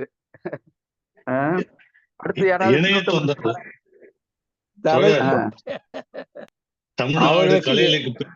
ஆமா, தலைவன் தலைவி இணையத்துடைய தொந்தரவு, இணைய தொந்தரவு அவங்களுக்கும். அடுத்து யாராவது பின்னூட்டம் அளிக்க வரீங்களா? கிருஷ்ணன் தான், வேற என்ன? சொல்லுங்க. சொல்லுங்க. தோழர் கிருஷ்ணன். வணக்கம் சொல்லுங்க. வணக்கம். இன்றைக்கு வணக்கம். கொஞ்சம் காலம் கழித்து வந்தேன். இங்க பல்லாவரத்தில் தமிழ்நாடு கலை இலக்கிய பெருமன்றத்தின் நிகழ்வு, அதில் கவியரங்கத்தில் கலந்து கொண்டு நான் ஓடி வந்து இந்த நிகழ்வு பாதியில் கலந்து கொண்டுதான் முற்றோதல் செய்த அந்த குழந்தையையும் ஆறு சிவராஜ் சிறப்பாக செய்த அந்த உரைப்பொழிவு கேட்க ஒரு இழப்பு எனக்கு. அது இருந்தாலும் பின்னூட்டத்தில் அவர் எந்த அளவுக்கு செய்தார் என்பதை கலந்து கொண்டேன், அறிந்து கொண்டேன். மிக்க மகிழ்ச்சி. இந்த கனவு நிலை உரைத்தல் நான் திருக்குறளை படிக்கும் போதெல்லாம் வியந்து கொண்டிருக்கின்ற இந்த குரல் 3000 ஆண்டுகளுக்கு முன்னால், இன்றைக்கு நேர்த்தல். அண்ணா கேக்குதா? கேக்குது. பேசுங்க. 3000 ஆண்டுகளுக்கு முன்னால திருக்குறள் ஒரு தலைவன் தலைவிக்கு ஏற்படுகின்ற இடர்கள் அல்லது நமக்கு இணையம் ஏற்படுத்துகின்ற இடர்பாடுகள் மாதிரி அன்றைக்கு அவங்க 2 பேருக்கும் ஒரு இணைப்பு ஏற்படுகின்ற இடர்பாடுதான் நடந்திருக்கிறது. அதை வெளிப்படுத்துவது. மேலும் இந்த கனவு நிலை உரைத்தல் என்பது எனக்கு ஆச்சரியம் என்றால், கனவுக்கும் காதலுக்கும் தொடர்பு உண்டா? அது எப்படி இந்த அளவுக்கு எத்தனையோ கனவுகள் வருகிறது. பேய் கனவு வருது, வேலை கனவு வருது, இன்னும் எவ்வளவோ கனவு. ஒவ்வொருவரும் தலைவன் தலைவி கனவு மட்டுமா வந்து கொண்டிருக்கிறது. எத்தனையோ கனவு வருகிறது. ஆனா இருந்தாலும் இந்த கனவை மட்டும் வள்ளுவன் சொன்னதுக்கு என்ன காரணம் என்றால், தலைவன் தலைவிக்கு இல்லறத்தில் இருக்கின்றவர்களுக்கு இல்லறத்தை மகிழ்ச்சியாக நடப்பதற்கு அடிப்படை காரணமாக இருக்கிறது. தலைவன் இல்லாத பொழுது, தலைவனை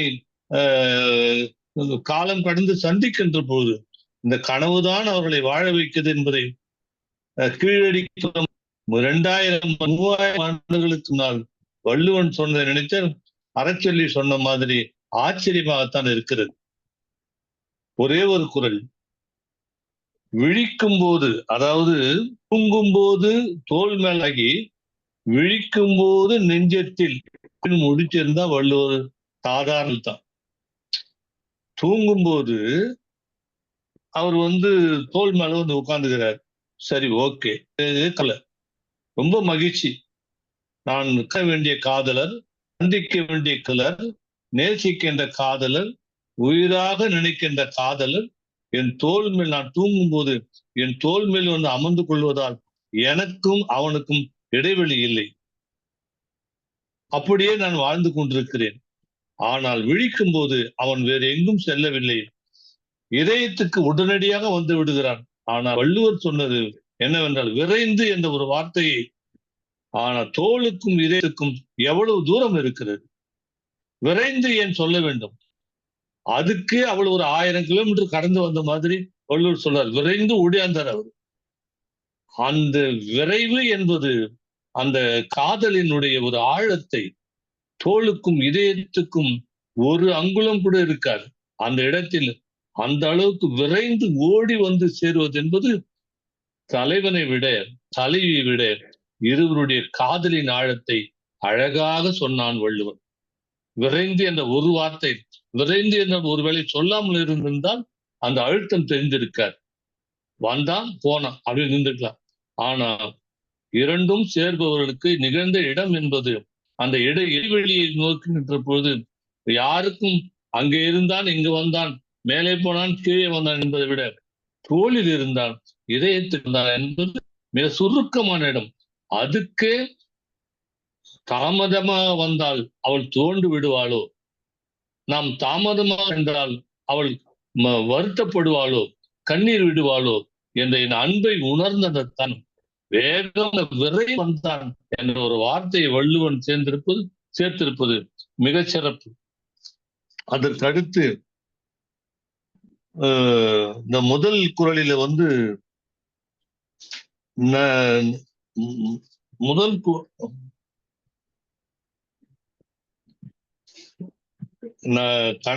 நனவினால் நல்காதவரை கனவினால் காண்டலின் உண்டென் உயிர். ஆஹா, இந்த உயிர் வாழ்கிறது, சாகாமல் இருக்கிறது. 1000 காரணங்கள் இருந்தாலும் அடிப்படை காரணம், நான் அவனை கனவில் கண்டு கொண்டிருக்கிறேன். ஒருவேளை அவரை கனவில் காணாமல் இருந்தால் நான் இறந்து விடுவேன். ஆனால் இந்த இந்த அடிப்படை ஒரு நுணுக்கம், என் கனவில் அவரை கண்டு கொண்டிருப்பதால் என் காதலன் நினைவில் நேரில் வர வாய்ப்பில்லாத பொழுதெல்லாம் எனக்கு கனவில் வந்து கொண்டு எனக்கு உயிரூட்டி கொண்டிருக்கிறார். இல்லை என்றால் நான் இறந்து விடுவேன். இன்னும் நான் உயிர் வாழ்ந்து கொண்டிருப்பதற்கு அடிப்படை காரணம் என் தலைவன் என் கனவில் வருவதுதான் என்று ஒரு நிதர்சனமான கனவுகள் இன்றைக்கு நிறைய இருக்கிறது. இந்த அரசியலில் சொன்ன மாதிரி அன்றைக்கு மட்டும் இல்ல, இன்றைக்கு கூட இன்னைக்கு சொல்லுவார்கள், காதலா நீ நேரில் வர வேண்டாலும் பரவாயில்லை, கனவிலாவது வரக்கூடாதா என்று கேட்கின்ற கவிஞன் இருக்கின்றார்கள். அப்படிப்பட்ட அருமையான ஒரு நிகழ்வை வள்ளுவன் சொல்லியிருப்பது ஆச்சரியமாக இருக்கிறது. எனக்கு அரசியலி சொல்றது ஞாபகம் வருது. எப்படி நான் வள்ளுவான் அப்படி சொன்ன, இப்படி இன்னைக்கு ஏறக்குறைய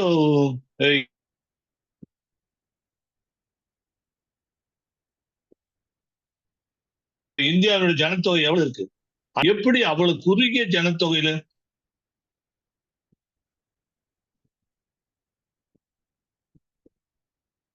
இவ்வளவு உணர்வுகளை கண்டுபிடிச்ச நனவினால் நல்காதவரை கனவிலும் காண்டலின் உயிர் என்ற ஒரு அருமையான குரல் என்னை மிகவும் இன்னும் நிறைய இருக்கிறது.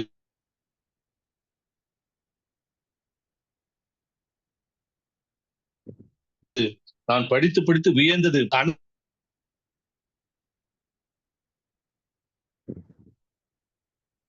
நிலை உரைத்தல். இந்த நிகழ்ச்சி வழிகாட்டியாக நெறியாளராக இருக்கிறார். போக போக போக பார்க்கிறப்பதான் உண்மையான அவருடைய ஒரு திறமை விளங்குறது. அவ்வளவு ஒரு பெரிய பெட்டகம், ஒரு கிடங்கு உள்ள கிடக்கிறது. இன்னைக்கு வெளியே வரும்போதெல்லாம் ஆஹா என்ன ஆச்சரியம் என்று நினைக்க தோன்றுது. அண்ணா, நான் ஒன்றையோடு சொல்லிக் கொள்கிறேன், கனவு நிலை உரைத்தல் என்ற இன்றைக்கு இந்த தலைப்பில் நாளும் ஒரு அதிகாரம் என்ற நிலையிலிருந்து எனக்கு கனவு வரும்போதெல்லாம் இந்த நாளும் ஒரு அதிகாரம் தான் வந்து கொண்டிருக்கிறது. அதிலும் அண்ணன் ரவீந்திர பாரதி அவர்கள் பின்னூட்டம் சொல்வது, சிவசுப்பிரமணியன் பின்னூட்டம் சொல்வது, நல்லாசிரியர் ஐயா நாகராஜன் சொல்வது, சாத்தூரார் சொல்வது எல்லாம் வருவது. என்ன எனக்கு வருத்தம் என்றால், நான் பேசுகிற மாதிரி கனவுல வரவே மாட்டேன். எனக்கு ரொம்ப மகிழ்ச்சியாக இருக்கிறது. இந்த நிகழ்வில் கலந்து கொள்வது எனக்கு ரொம்ப சிறப்பா இருந்தது. கனவு நிலை உரைத்தல் என்பது காதலின் ஒரு அங்கம். கனவு இல்லை என்றால் காதல் இல்லை, காதல் இல்லை என்றால் காதல் இல்லை, கனவு இல்லை. விவேகானந்தர் சொன்ன மாதிரி, நீ எதை நினைக்கிறாயோ அதுவாகவே ஆகிவிடுகிறாய் என்பது போல, நினைத்து கொண்டே இருப்பதால் கனவு வந்து கொண்டே இருக்கும். கேட்டால் சொல்லுவார்கள், நீ கனவு வந்தது, நினைச்சிருப்ப அதான் வந்திருக்கும். பேய் கனவு வந்தா நான் யார் நினைச்சேன்னு தெரியல, பேய் வரும். அதனால ஒரு கனவு என்பது நினைவினுடைய அடுத்த பக்கம் என்று சொல்லுவார்கள். அதனால் இந்த கனவு நிலை உரைத்தலை சிறப்பாக ஒரு இழப்பு, உழைப்பொழிவாருடைய உரையை என்னால் கேட்க முடியவில்லை. மற்ற பின்னூட்டம் தந்த என்னுடைய அண்ணன் சிவசுப்பிரமணியம், எங்களுடைய ஆஸ்தான பின்னூட்ட பிதாமகன் அண்ணன் ரவீந்திர பாரதி, என்னுடைய சாத்தூர் சிங்கமா, சிங்கம் சொல்றதுல அவரு எங்களுடைய ஒரு அங்கம் அவரு. அதனால நண்பர்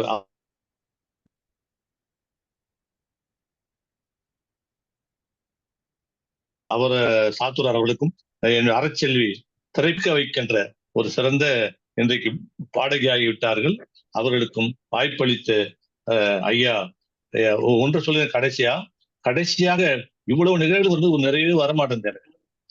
ஒரு நிகழ்விலும் எந்த இவ்வளவு உரைப்பொழிவிலிருந்து பின்னூட்டத்திலிருந்து இவரெல்லாம் சொல்லுகின்ற போதிலும் எனக்கு நிறைய வருவதில்லை.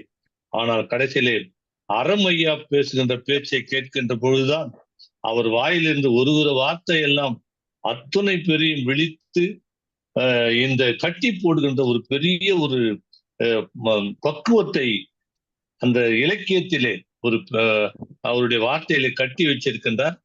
அவருக்கு என்னுடைய மனமார்ந்த நன்றியும் வாழ்த்துதலையும் தெரிவித்துக் கொள்கிறேன். நன்றி, வணக்கம்.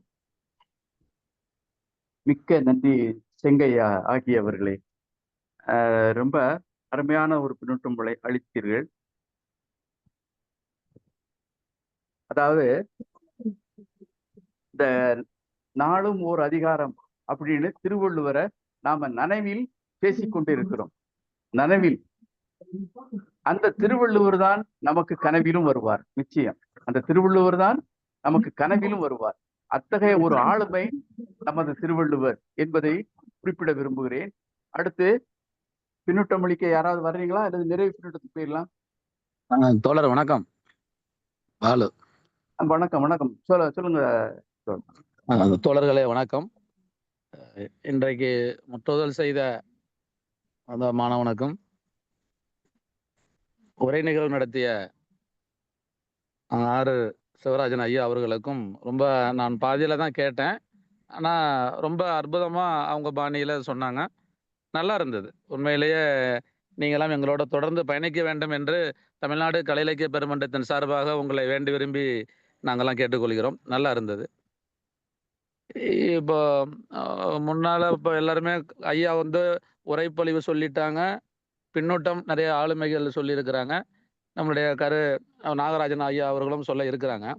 நான் என்னுடைய பார்வையில 10 குறள் மூலமாக இந்த கனவு தான் இருக்கு இல்லையா? கனவுங்கிற ஒரே ஒரு விஷயத்தை வச்சுக்கிட்டு ஒரு 10 அதாவது உலக நிகழ்வுகளை ஒரு சான்றாக எடுத்துக்கொண்டு வள்ளுவன் ஒரு 10 குறட்பா மூலமாக சில விஷயங்களை ஒரு இலக்கிய ரசனையோடு சொல்லுகிறார். அதுல மாற்றம் இல்லை. நான் நினைக்கிறேன் என்னுடைய இதை சிந்திக்க வேண்டிய ஒரு கட்டமாக நான் கருதுகிறது என்னென்றால், மகாபாரதத்திலும் கனவு வருகிறது. இந்த சூதாடுவதற்கு முன்னால் தர்மன் கனவு கண்டான ஒரு செய்தி இருக்கு, எல்லோருக்கும் தெரியும். வீரபாண்டிய கட்டபொம்ம நாடகத்துல கூட போகாதே என் கனவா அப்படின்னு அங்கேயும் ஒரு கனவு வருகிறது. ஷேக்ஸ்பியர் எழுதிய ஜூலியஸ் சீசர் கொல்லப்படுவதற்கும் முதல் நாள் அவன் மனைவி கல்பூர்னியா ஒரு கனவு காண்பாள். அவளும் அன்னைக்கு வேண்டான்னு தான் தடுப்பா. செனட் ஹவுஸுக்கு போக வேண்டாம், இன்னைக்கு நான் ஒரு பேட் ட்ரீம் கண்டேன், நீங்க வேண்டாம் அப்படின்னு அவளும் தடுப்பா. அது மாரி மாண்டு போவான். இப்ப எனக்குள்ள ஒரு சந்தேகம், இந்த கனவு என்பது வள்ளுவர் காலத்திலும் இருந்திருக்கிறது, மகாபாரத காலத்திலும் இருந்திருக்குது, இன்னும் சங்க இலக்கியங்கள்ல கூட இருக்கலாம்.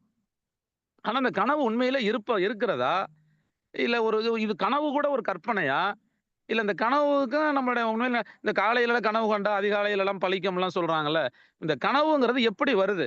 நம்மளுடைய மூளைக்கும் அதுக்கும் தொடர்பு உண்டா, இல்ல எண்ணங்கள் தான் கனவுகளா, இல்ல அது ஏதாவது ஆய்வுகள்ல எங்கேயாவது இருக்குதா? இந்த வள்ளுவர் சொல்லிட்டாருன்னா நம்ம வள்ளுவர் கருத்தை நம்ம எந்த இடத்துலையுமே ஆய்வுக்கு எடுத்துக்க கூடாதுங்கிறத நானும் என்னுடைய சக நண்பர்கள்ட்ட சொல்லுவேன். வள்ளுவர் சொல்லிட்டாருன்னா சரி, நம்மளால் அவரை கிட்ட நெருங்க முடியாம இருக்கலாமே தவிர அவர் சொன்னாதான் சரி என்று தான் நான் சொல்லுவேன். அது இந்த கனவுக்கும் இந்த கருத்தோட்டங்களுக்கும் ஏதாவது தொடர்பு இருக்குதா? கனவு உண்மையில எப்படி வருகிறது? இல்ல கனவு சாத்தியமா? ஏன்னா மகாபாரதத்திலையும் வருது. நான் சொன்ன இங்கிலாந்து நாட்டில் உள்ள அந்த ஷேக்ஸ்பியர் எழுதுறாரு, நம்மளுடைய வீரபாண்டிய கட்டபொம்மனையும் கனவு வருது. இன்னும் நிறைய இடங்கள் வரலாம் இல்லைங்களா? இதுக்கு என்ன காரணம் அப்படிங்கிறதையும் பின்னால நாகராஜனோட மேனாள் பொதுச் செயலாளரோ இல்ல சிவசுப்ரமணிய ஐயாவோ அவங்களோட பொதுச் செயலாளரோ ஏதாவது சொன்னா கூட அது கொஞ்சம் நல்லா இருக்கும்னு நினைக்கிறேன். இல்ல கனவுங்கிறதுனால எடுத்துக்கிறோம். கனவையே ஒரு தலைப்பா பேசணும் போல தோணுது. முற்றுதல் செய்த மாணவனுக்கும் ஐயா அவங்க சிவராஜன் ஐயாவுக்கும் வாழ்த்துக்கள். நல்லா இருந்தது. நன்றிங்க ஐயா. மிக்க நன்றி தோழரே. கனவு பொதுவா எப்படி வருதுன்னு உளவியல் அறிஞர்கள் சொல்லியிருக்காங்க. அதாவது நம்ம எதை பற்றி அதிகமா நினைக்கிறோமோ அதனுடைய பிரதிபலிப்பு தான் கனவா வரும்னு சொல்லுவாங்க. ஆனா சில வேளைகள்ல சம்பந்தம் இல்லாம கனவுகள்லாம் வரும். அதுக்கு என்ன காரணம்னு தெரியல. அது புதுவிதமான கனவுகள்லாம் வரும். அதற்கு என்ன காரணம்னு தெரியல. ஆளுமைகள் சொல்லுவாங்கன்னு நினைக்கிறேன். அடுத்து பின்னூட்டம் அளிக்க யாராவது இருக்கீங்களா அல்லது நிறைவு பின்னூட்டத்துக்கு போயிடலாம்? நேர மேலாண்மை கருதி ஐயா, நேர மேலாண்மை கருதி நிறைவு பின்னூட்டம் வழங்க நல்லாசிரியர் பெருந்தகை நாகராஜன் ஐயா அவர்களை வணங்கி வரவேற்கிறேன். பகற்கனவு கண்டு கொண்டிருக்கும் பாலை நில வாழ்க்கை அல்ல இது, அடிமனத்தின் ஆழ்மனத்தின் சமிக்ஞை என்பேன். அத சிக்மண்ட் ஃப்ராய்டு சொல்றாரு, ஆழ்மனத்தின் the sign of the bottom of the heart என்று குறிப்பிடுகிறார். அதை அது சொல்லுகிற இல்லாம பொழுது அதே மாதிரி சொல்லுகிற ஐயா பொழுது ஐயா ஐயா ஐயா நவி, ஒரு நிமிஷம் பொறுத்து. ஐயா ரவி, மேனாள் பொதுச் செயலாளரை உங்க மைக்கை மியூட் பண்ணிக்கோங்க. தொடருங்க. whereas the subconscious may be supporting to the conscious mind, according to the conscious mind the body will be travel என்று ஒரு வாசகம் உண்டு ஆங்கிலத்துல. என்ன அதனுடைய பொருள்? நம்மை பொறுத்தளவில் இயக்கக்கூடிய ஆழ்மனத்தின் திறம், அதைத்தான் பாலு ஐயா தொட்டு காட்டுறாங்க.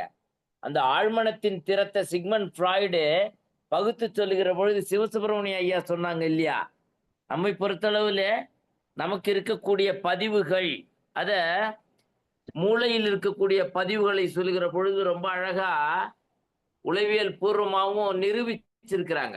நம்ம மண்டை ஓட்டில் இருக்கக்கூடிய பதிவுகளை சொல்ல வருகிற பொழுது பல பல நாட்களின் பயணம் அது. அதை சொல்லுகிற பொழுது சுவாமி வீரத்துறை விவேகானந்தர் சொல்லுவார், பூர்வ ஜென்ம வாசனைகளில் இருந்து விலகாத வகையிலே வாழ்வியல் அமைப்பு இருக்கிறது என்று சொல்லுகிறார். அது ரொம்ப ஆச்சரியமாகவும் இருக்குது. நம்மை பொறுத்தளவில்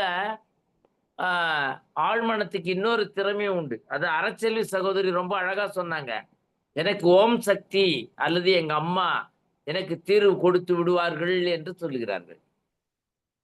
6-7 நாளைக்கு முன்னாடி ஒரு கனவு கண்டேன். ஒரு அதாவது ஒரு அரண்மனை போல ஒரு பெரிய பங்களா, அது பகுதியில் நடந்து வரும்பொழுது வழிக்கு விழுற மாதிரி கனவு கண்டேன். நான் அப்புறம் எங்க மாப்பிள்ளைக்கு ஃபோன் பண்ணி இந்த மாதிரி வழிக்கு விழுந்துட்டேனே, என்ன கனவுல காரணம்? அடடே, யாருக்கோ நோய் வரப்போகுது போல் இருக்குதேன்னு சொல்லி வாய மூடினாங்க. அம்மாவை போய் அட்மிட் பண்ணும் பொழுது இப்ப நினைச்சு பாருங்களேன். அப்போ நீங்க கனவுன்றது வந்து அம்மா விஷயத்துக்காக நான் வழிக்கு விழுந்துதான் எனக்கு கனவு வந்திருக்குதுன்னா குறிப்பு தானே. சரி, அறிவியல் ஒத்துக்காது, பகுத்தறிவு ஒத்துக்காதுன்னு வச்சுக்குவோம். இப்ப எனக்கே வச்சுக்குவோம். இப்ப அம்மா விஷயத்த கூட விட்டுடுங்க. எனக்கே நான் விருதுநகர் போகணும், புக் பண்ணிட்டோம். விருதுநகருக்கு பேராசிரியர் போட்டி மாநில அளவுல மாவட்ட அளவில் தேர்ந்தெடுத்து அங்க போறோம். அப்போ முதல் நாள் டிராவல் போயிட்டு இருக்கோம் ட்ரெயின்ல. லேசா அசந்து தூங்கின பொழுது ஆழ் மனசுல ஒரு பெரிய வெள்ளம் கொஞ்சம் கொஞ்சமா என்னை வந்து ஆக்குபை பண்ற மாதிரியும், அந்த வெள்ளத்துல நான் போய் நீந்த முடியாம மூழ்கி விடுவதாகவும் கனவு கண்டேன். நான் உடனே நெட்டுல போட்டு பார்த்தேன், இந்த மாதிரி கனவு வந்துருச்சே. அப்போ நம் மனதில் ததும்புகிற அலை பாய்கின்ற, அத விளையாட்டா பழமொழியில சொல்றது உண்டு. அட போப்பா, சான் என்ன முழம் என்ன நனைஞ்சாச்சு, அப்புறம் என்னத்துக்கு முக்காடு முழுக்க நனைஞ்சாச்சு இல்லையா? நமக்கு விருதுநகர்ல தோல்வி வரப்போகுது என்பதை ஆழ் மனசு சொல்லுது. நிறைய நீ போட்டியில பங்கேற்பதற்கான தகுதியை இன்னும் வளர்த்துக்கல, நீ வந்து இன்னுமே பயிற்சி பண்ணணும்னு ஆழ் மனசு எனக்கு எச்சரிக்கை கொடுக்குது. மேல் மனசு என்ன நினைக்குது? போதும், படிச்சுட்டேன், திருப்தியா இருக்கிறோம், கட்டாயம் செலக்ஷன் ஆயிடுவோம். அப்போ நண்பர்களே, நம்முடைய ஆழ்மனது என்பது நமக்கு ரொம்ப அழகா சொல்றார் வள்ளுவர், தன்னெஞ்சறிவது பொய்யற்க பொய்த்த பின் தன்னெஞ்சே தன்னை சுடும். நீங்க 1000 தீர்வுகள், அதுதான் பாலு ஐயா அழகா சொன்னாங்க. திருக்குறள் சொல்லி விடுமானால், திருக்குறள் நிர்ணயித்து விடுமானால், திருக்குறள் ஒன்றை ஊன்றி பதிந்து விடுமானால் அதற்கு மாற்று கருத்து யாருக்குமே கிடையாது. அத பாவேந்தர் சொல்லுவாரு, கம்பனை எதிர்க்க எந்த கொம்பனுக்கும் இடமில்லைன்னு சொல்லுவார். கம்பன் அரசிங்கேரவேலன் ஐயா சொல்ற மாதிரி தமிழின் கதி கம்பனும் திருவள்ளுவரும் என்பதை மீள மன்றம் இன்றைக்கு நிரூபித்திருக்கிறது. ரொம்ப அற்புதம். ஆக்கிய தோழர் சொல்லும் பொழுது அறச்செல்விய சகோதரியுடைய பாடலை திரைத்துறை பாவித்த நிலையில சொல்றாங்க. அப்போ ரசித்து சகோதரி கேட்டிருக்கிறாங்க, அதை எடுத்து சொல்லும் பொழுது மறுபடியும் நாம ரசிக்கிறோம். அப்போ நம்மை பொறுத்தளவுல கனவு நிலை உரைத்தல் விருந்து கொடுக்க முடியலையே என்று அன்றைக்கு அதைத்தான் உரைக்காரர் தொடங்குகிற பொழுது நான் காக்கை துரத்திய ஆந்தைகளை பார்த்து அஞ்சியே போயிட்டேன். திருவள்ளுவர் எல்லாவற்றையும் பார்த்துதான் எழுதியிருக்கிறார் என்று சொன்ன முத்தாய்ப்பான தொடக்கம், வெற்றி தொடக்கம். இன்றைய அவருடைய உரைப்பொழிவு ரொம்ப அற்புதமா இருந்தது.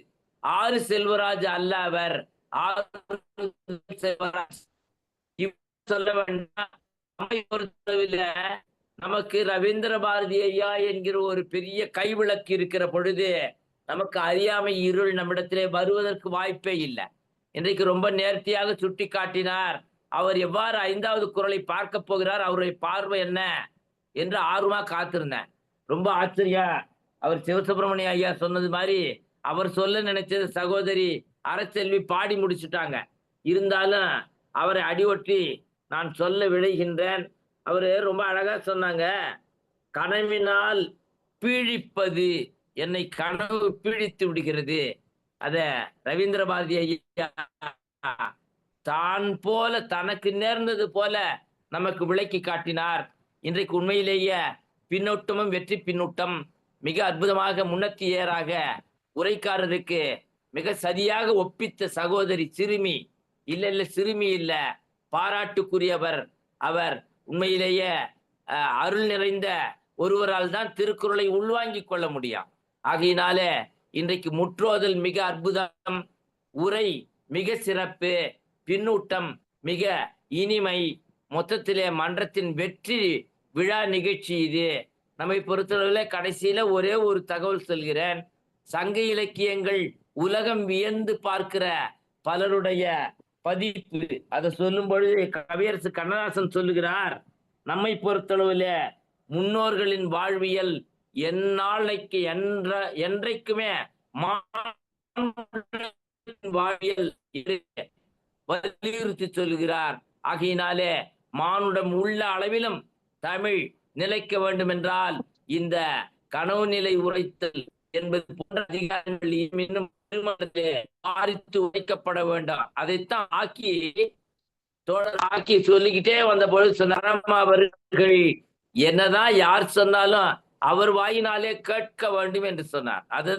அதுதான் சொல்லு தேர்ந்த சொற்கள் என்று சொல்லுவது.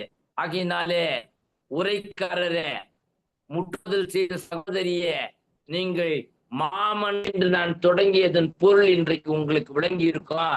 மிக அற்புதமாக மறுபடி குருநானக் கல்லூரி மேலும் மேலும் சிறப்போடு நம்மோடு சிறப்படைய செய்கின்ற வெற்றி பயணத்தை உண்டாக்குகிறீர்கள். பேராசிரியர் பெருமக்களே, வணங்குகின்றேன், போற்றுகிறேன். வாய்ப்புக்கு நன்றி சொல்லி விடைபெறுகின்றேன். தினம் படுத்துக்கிட்டே பேசுறவன் இன்னைக்கு விழிச்சுக்கிட்டு பேசுறேன். அதுதான் இந்த பயணம், வெற்றி பயணம்.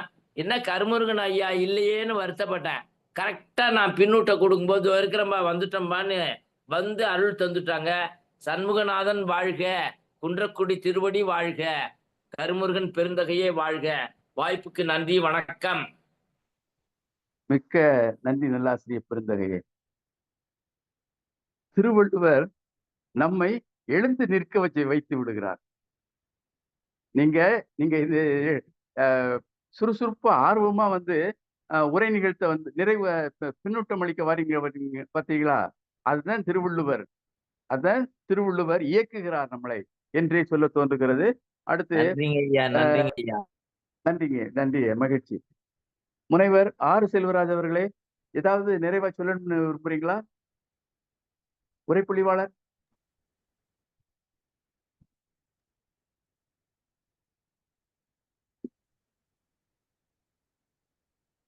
உரைப்பொழிவாளர் முனைவர் ஆறு செல்வராஜ் இல்லையா? அவரு ஆமாங்க, ஏதாவது நிறைவா சொல்லணும்னா சொல்லுங்க.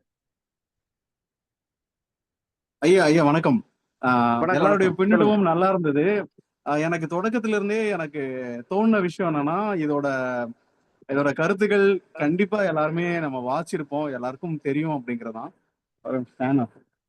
எல்லாருக்குமே இந்த கருத்துக்கள் தெரிஞ்சிருக்கும். அதனாலதான் நான் அதுக்குள்ள ஆழமா போல. நான் முதல்ல வந்து எல்லாருமே சொன்னது அந்த தூது பத்தி சொன்னாங்க. அந்த கனவு தூதுன்றது, தூது வருமானு ஒரு பாட்டுலயே அந்த வரி வரும்.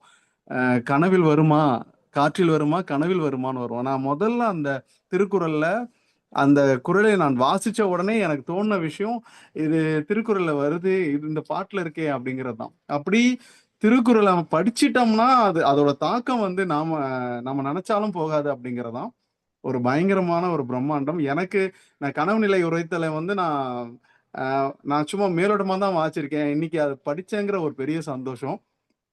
பல அறிஞர்கள் அவங்களுடைய பார்வைகள் இன்னைக்கு நான் தெரிஞ்சுக்கிட்டேன். ஓ, இப்படிலாம் கூட பார்க்கலாம். ஐயா வந்து விரைந்து அப்படின்னு சொல்லி அந்த சொல்லை பத்தி சொன்னாரு, செங்கை ஐயா.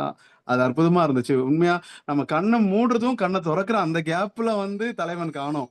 அது எவ்வளவு அழகா சொல்லியிருக்காங்க. திறந்த உடனே கனவு இல்லை அப்படிங்கிறதான், அதுக்குள்ள தலைவன் வந்து அங்க மறைஞ்சிட்டான் அப்படிங்கிறதான். தொடர்ந்து இந்த நிகழ்வுக்கு வரணுங்கிற ஒரு ஆசை எனக்கு தூண்டினது இந்த நிகழ்வு அப்படிங்கிறதும், அறிஞர்களுடைய உங்களுடைய கருத்துக்கள் எல்லாமே ரொம்ப அருமையா இருந்தது. தொடர்ந்து நான் கொஞ்ச நாள் நம்ம எப்பவுமே சில விஷயங்களை வந்து விட்டு வச்சிருவோம், அப்புறமா பண்ணிக்கலாம், இல்லைன்னா காலம் அந்த ஏதாவது செஞ்சிருக்கோம். இது தொடர்ந்து நம்ம திருக்குறளை வாசிக்கணுங்கிற ஒரு ஆர்வம் எனக்கு இப்ப இன்னும் அதிகமா இருக்கு. இன்னும் அறிஞர்கள் சொன்னது போல இன்னும் ஆழமா வாசிக்கணுங்கிற ஒரு எண்ணம் எனக்கு தோன்றிருக்கிறது. பின்னூட்டம் அளித்த அனைத்து நல்ல உள்ளங்களுக்கும் நன்றி. நன்றிங்க ஐயா. மிக்க நன்றி ஐயா. வாங்க, உங்களை வரவேற்க இந்த மன்றம் காத்து கொண்டு இருக்கிறது. நாள்தோறும் இணையுங்கள். அதாவது தாக்கம், திருவள்ளுவருடைய தாக்கம் பாதிப்பு இல்லாத ஆளே கிடையாது. தமிழராய் பிறந்து விட்டார், கட்டாயம் இருக்கும் அப்படிங்கிறத சொல்லிக்கொள்ள விரும்புகிறேன். அடுத்து நிறைவுரை வழங்க தமிழ்நாடு கலை இலக்கிய பெருமன்ற பொதுச் செயலாளர் டாக்டர் அறம் அவர்களை வணங்கி வரவேற்கிறேன். தோழர்கள் அனைவருக்கும் வணக்கம். இன்னைக்கு அவந்தியதா ரொம்ப நல்லா சொன்னாங்க. ஆறு செல்வராஜ் அவங்க வந்து மிக அருமையா ஒவ்வொரு இதையும் அதனுடைய உணர்வுகளோடு எடுத்து எம்பினார். இது உண்மையிலே மிக அருமையான அதிகாரம், கனவு நிலை உரைத்தல். ஒரு கனவு எப்படி தூதாவ இருக்க முடியும் அப்படின்றது. தூதுனாலே ஒரு மன்னரிடம் தூது போனோம்னா அந்த தூது கொண்டு வந்தவருக்கு விருந்து வைக்கணும், மன்னரோட மரபு. இவ சொல்ற காதலரோடு வந்த கனவு தூது, இது கனவுதான், ஆனால் காதலரோடு வந்த தூது. இப்படிப்பட்ட தூதுக்கு என்ன விருந்து என்னையால வைக்க முடியும்னு கேக்குறது. அதுக்கப்புறம் அடுத்த குறளும் நம்ம கண்களை இறந்து கேட்கறது, தூங்கு நீ கண்ணை மூடு. எதுக்குன்னா உயல் உண்மை, என்னுடைய உயிர் ஏன் இருக்கு அப்படின்ற உண்மையை நான் சொல்லணுமே, நீ கொஞ்சம் தூங்க அப்படின்றது. பிறகு கனவினால் காண்டலின் உண்டன் உயிர், இந்த கனவு மட்டும் இல்லைன்னா என் உயிரே இருக்காதேடா அப்படின்னு சொல்றது. ஒவ்வொன்றும் மிகச்சிற அந்த கனவு எப்படி இருக்குன்னு சொல்றாரு. அந்த காதலரை தேடி கொண்டு வருதான், நாடி தரக்கு. அவன் என்கிட்ட போயிட்டான், என் நினைவுல அவன் எங்ககிட்ட இல்ல. அது வந்து இந்த பக்கத்து தெருக்கு போயிருந்திருக்கலாம், பக்கத்து ஊருக்கு போயிருக்கலாம், பக்கத்து மாநிலத்துக்கு போயிருக்கலாம், பக்கத்து நாடுக்கு போயிருக்கலாம், இல்ல சில சமயங்களை இறந்தே கூட போயிருந்திருக்கலாம். ஆனாலும் அவன் இல்லாதப்ப கூட நீ கூட்டு வா அப்படின்னு சொல்லுறேன். தேடி போய் கூட்டு வாடா கனவு அப்படின்றது. அப்ப எவ்வளவு பெரிய நீ இல்ல அப்படின்றது. பிறகு வந்து கனவெல்லாம் உயர்ந்து உயர்ந்து சொல்லிட்டு என் எம்மை பீலிப்பதுன்னு சொல்ற அவரை. நினைவுல நீ வந்து என்னை விட்டுட்டு போயிட்ட, சங்கடப்பட்டுக்கிட்டு இருக்கேன், கனவுலையும் நீ வந்து என்னை கஷ்டப்படுத்தணுமானாரு. அப்போ புலம்பி தள்ளுறது. முதல்ல வந்து சமாளிக்கிறான், என் கனவு வந்து அப்படி இருக்கு இப்படி இருக்குன்னு சொன்னாலுமே கனவும் பெரிய இம்சையா இருக்கேடா அப்படின்ட்டு. அதுக்கடுத்து சொல்றாளே, இந்த யதார்த்தம்ன்றது செத்து தொலைஞ்சா என்ன, நனவண்ண ஒன்றில்லை ஆயின், கனவுலே வாழ்ந்துட்டு போயிடலாமேடா, அவனோட இருப்பேனேடா.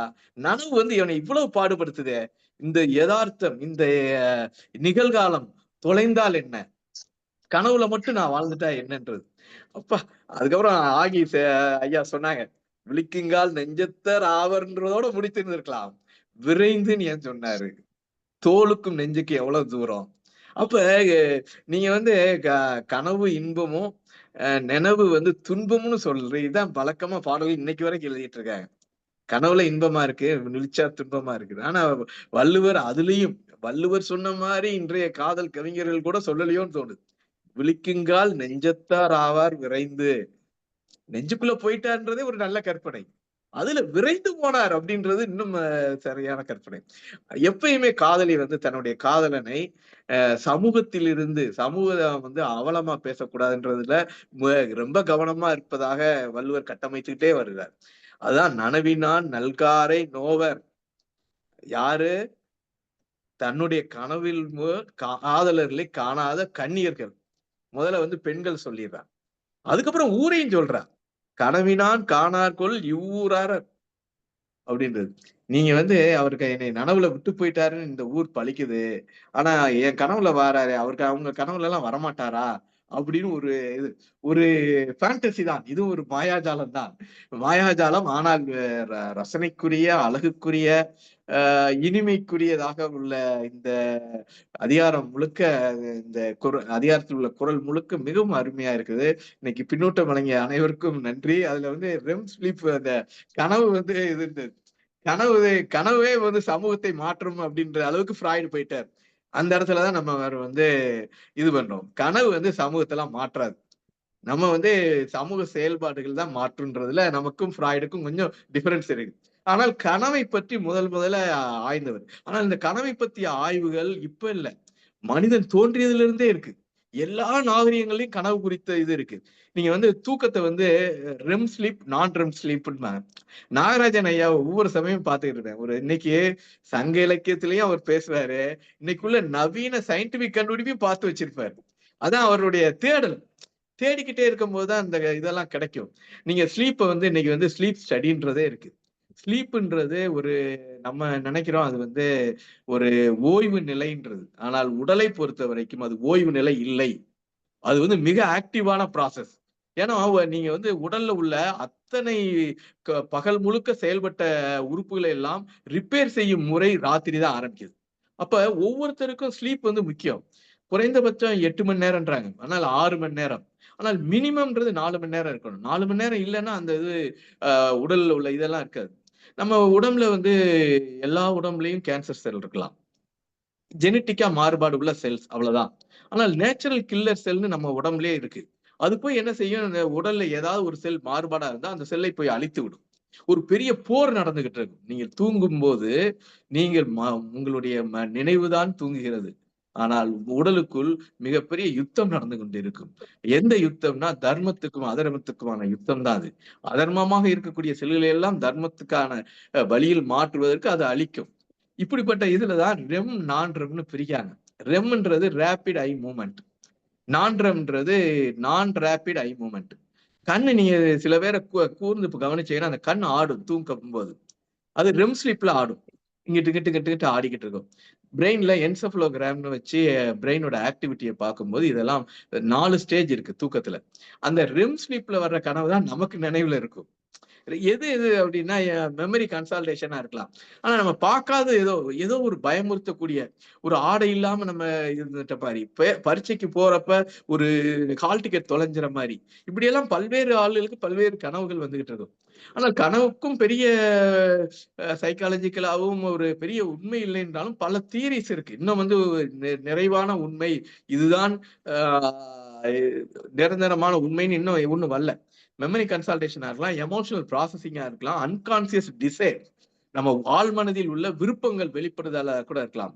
இதான் இந்த இன்னைக்கு உள்ள தியரிஸ் இப்படி எல்லாம் இருக்கு. 2 பேர் சொல்லியிருக்காங்க. ஒன்னு ஃப்ராய்ட் சொல்லியிருக்காரு, இன்னொருத்தர் ஜூயன் ஒருத்தரும் சொல்லியிருக்காரு இந்த கனவு பத்திய தியரி எல்லாம். ஆனாலும் வந்து நம்ம அந்த தியரிக்குள்ள எல்லாம் போக வேண்டாம். காதல் என்பது நம்ம செங்கையா சொன்ன மாதிரி கனவு இல்லாமல் காதல் இல்லை, காதலுக்கு இல்லாமல் கனவு இல்லை. எனவே கனவு என்பது இனிமையான கனவு என்பது காதலர் குறித்த கனவாகத்தான் இருக்கும். நம்ம அரசியலியமா சொன்ன காதலில் தோய்ந்தவர்களுக்கு தான் இது நல்ல தெரியும். உண்மைதான். காதலிக்கப்படாதவர்களோ காதலிக்காதவர்களோ ரொம்ப அரிது. பெரும்பாலான பேர் அவங்க காதல்ல வீழாதவங்க யாருமே இருக்கணும். அவங்க எல்லாரும் மனிதர்கள் எல்லாம் இந்த குரல்களை எல்லாம் உலகம் முழுக்க நீங்க யார்கிட்ட சொன்னாலும், எந்த மொழியில சொன்னாலும், எந்த இனத்தவற்றில் சொன்னாலும் இது என்னுடைய உணர்வுகளை சொல்லியிருக்குதுன்னு தான் சொல்லுவாங்க. அப்படிப்பட்ட அதிகாரம் அனைவருக்கும் நன்றி, வாழ்த்துக்கள். மிக்க நன்றி பொதுச்செயலாளர் அவர்களே. நாளைய நிகழ்வு நாளைக்கு அறிவிக்கப்படும் என்று தெரிவித்துக் கொள்கிறேன். அடுத்து ரொம்ப நேரம் ஆயிட்டு ஒரு சில வார்த்தைகள் மட்டும்தான். கனவு வந்து தலைவனுக்கும் தலைவிக்கும் ஒரு பாலமாக இருக்கிறது. அதுல குறிப்பா தலைவிக்கு வந்து ஊட்டச்சத்து மாதிரி இருக்கு. அவள் உயிர் வாழ்வதற்கான ஊட்டச்சத்து. இந்த கடைசி பாட்டில பாருங்களேன், அவர் கனவில் வந்து போவது இந்த ஊராருக்கு தெரியாது. ஊராருக்கு தெரியாமல் அவங்கள் சந்திப்பது வந்து களவி அல்ல. அந்த குரல் வந்து களவியலுக்கும் பொருத்தமானது மாதிரி தோன்றுகிறது என்பது மட்டும் சொல்லிக்கொள்ள விரும்புகிறேன். கனவு மிகவும் மனித வாழ்க்கையில் அத்தியாவசியமானது, இன்றியமையாதது என்று சொல்லி இன்றைக்கு மிகவும் சிறப்பாக இனிதாக இந்த நாளும் ஒரு அதிகாரம் நிறைவு பெற்றிருக்கிறது. நாளைக்கும் இதே நேரம் 8 மணிக்கு எல்லோரும் இணைவோம் என்று சொல்லி நன்றி வணக்கம் என்று சொல்லி நிறைவு செய்து கொள்கிறேன். நன்றி அண்ணா, நன்றி அண்ணா, வணக்கம். நன்றி. நன்றி சார். வணக்கம்.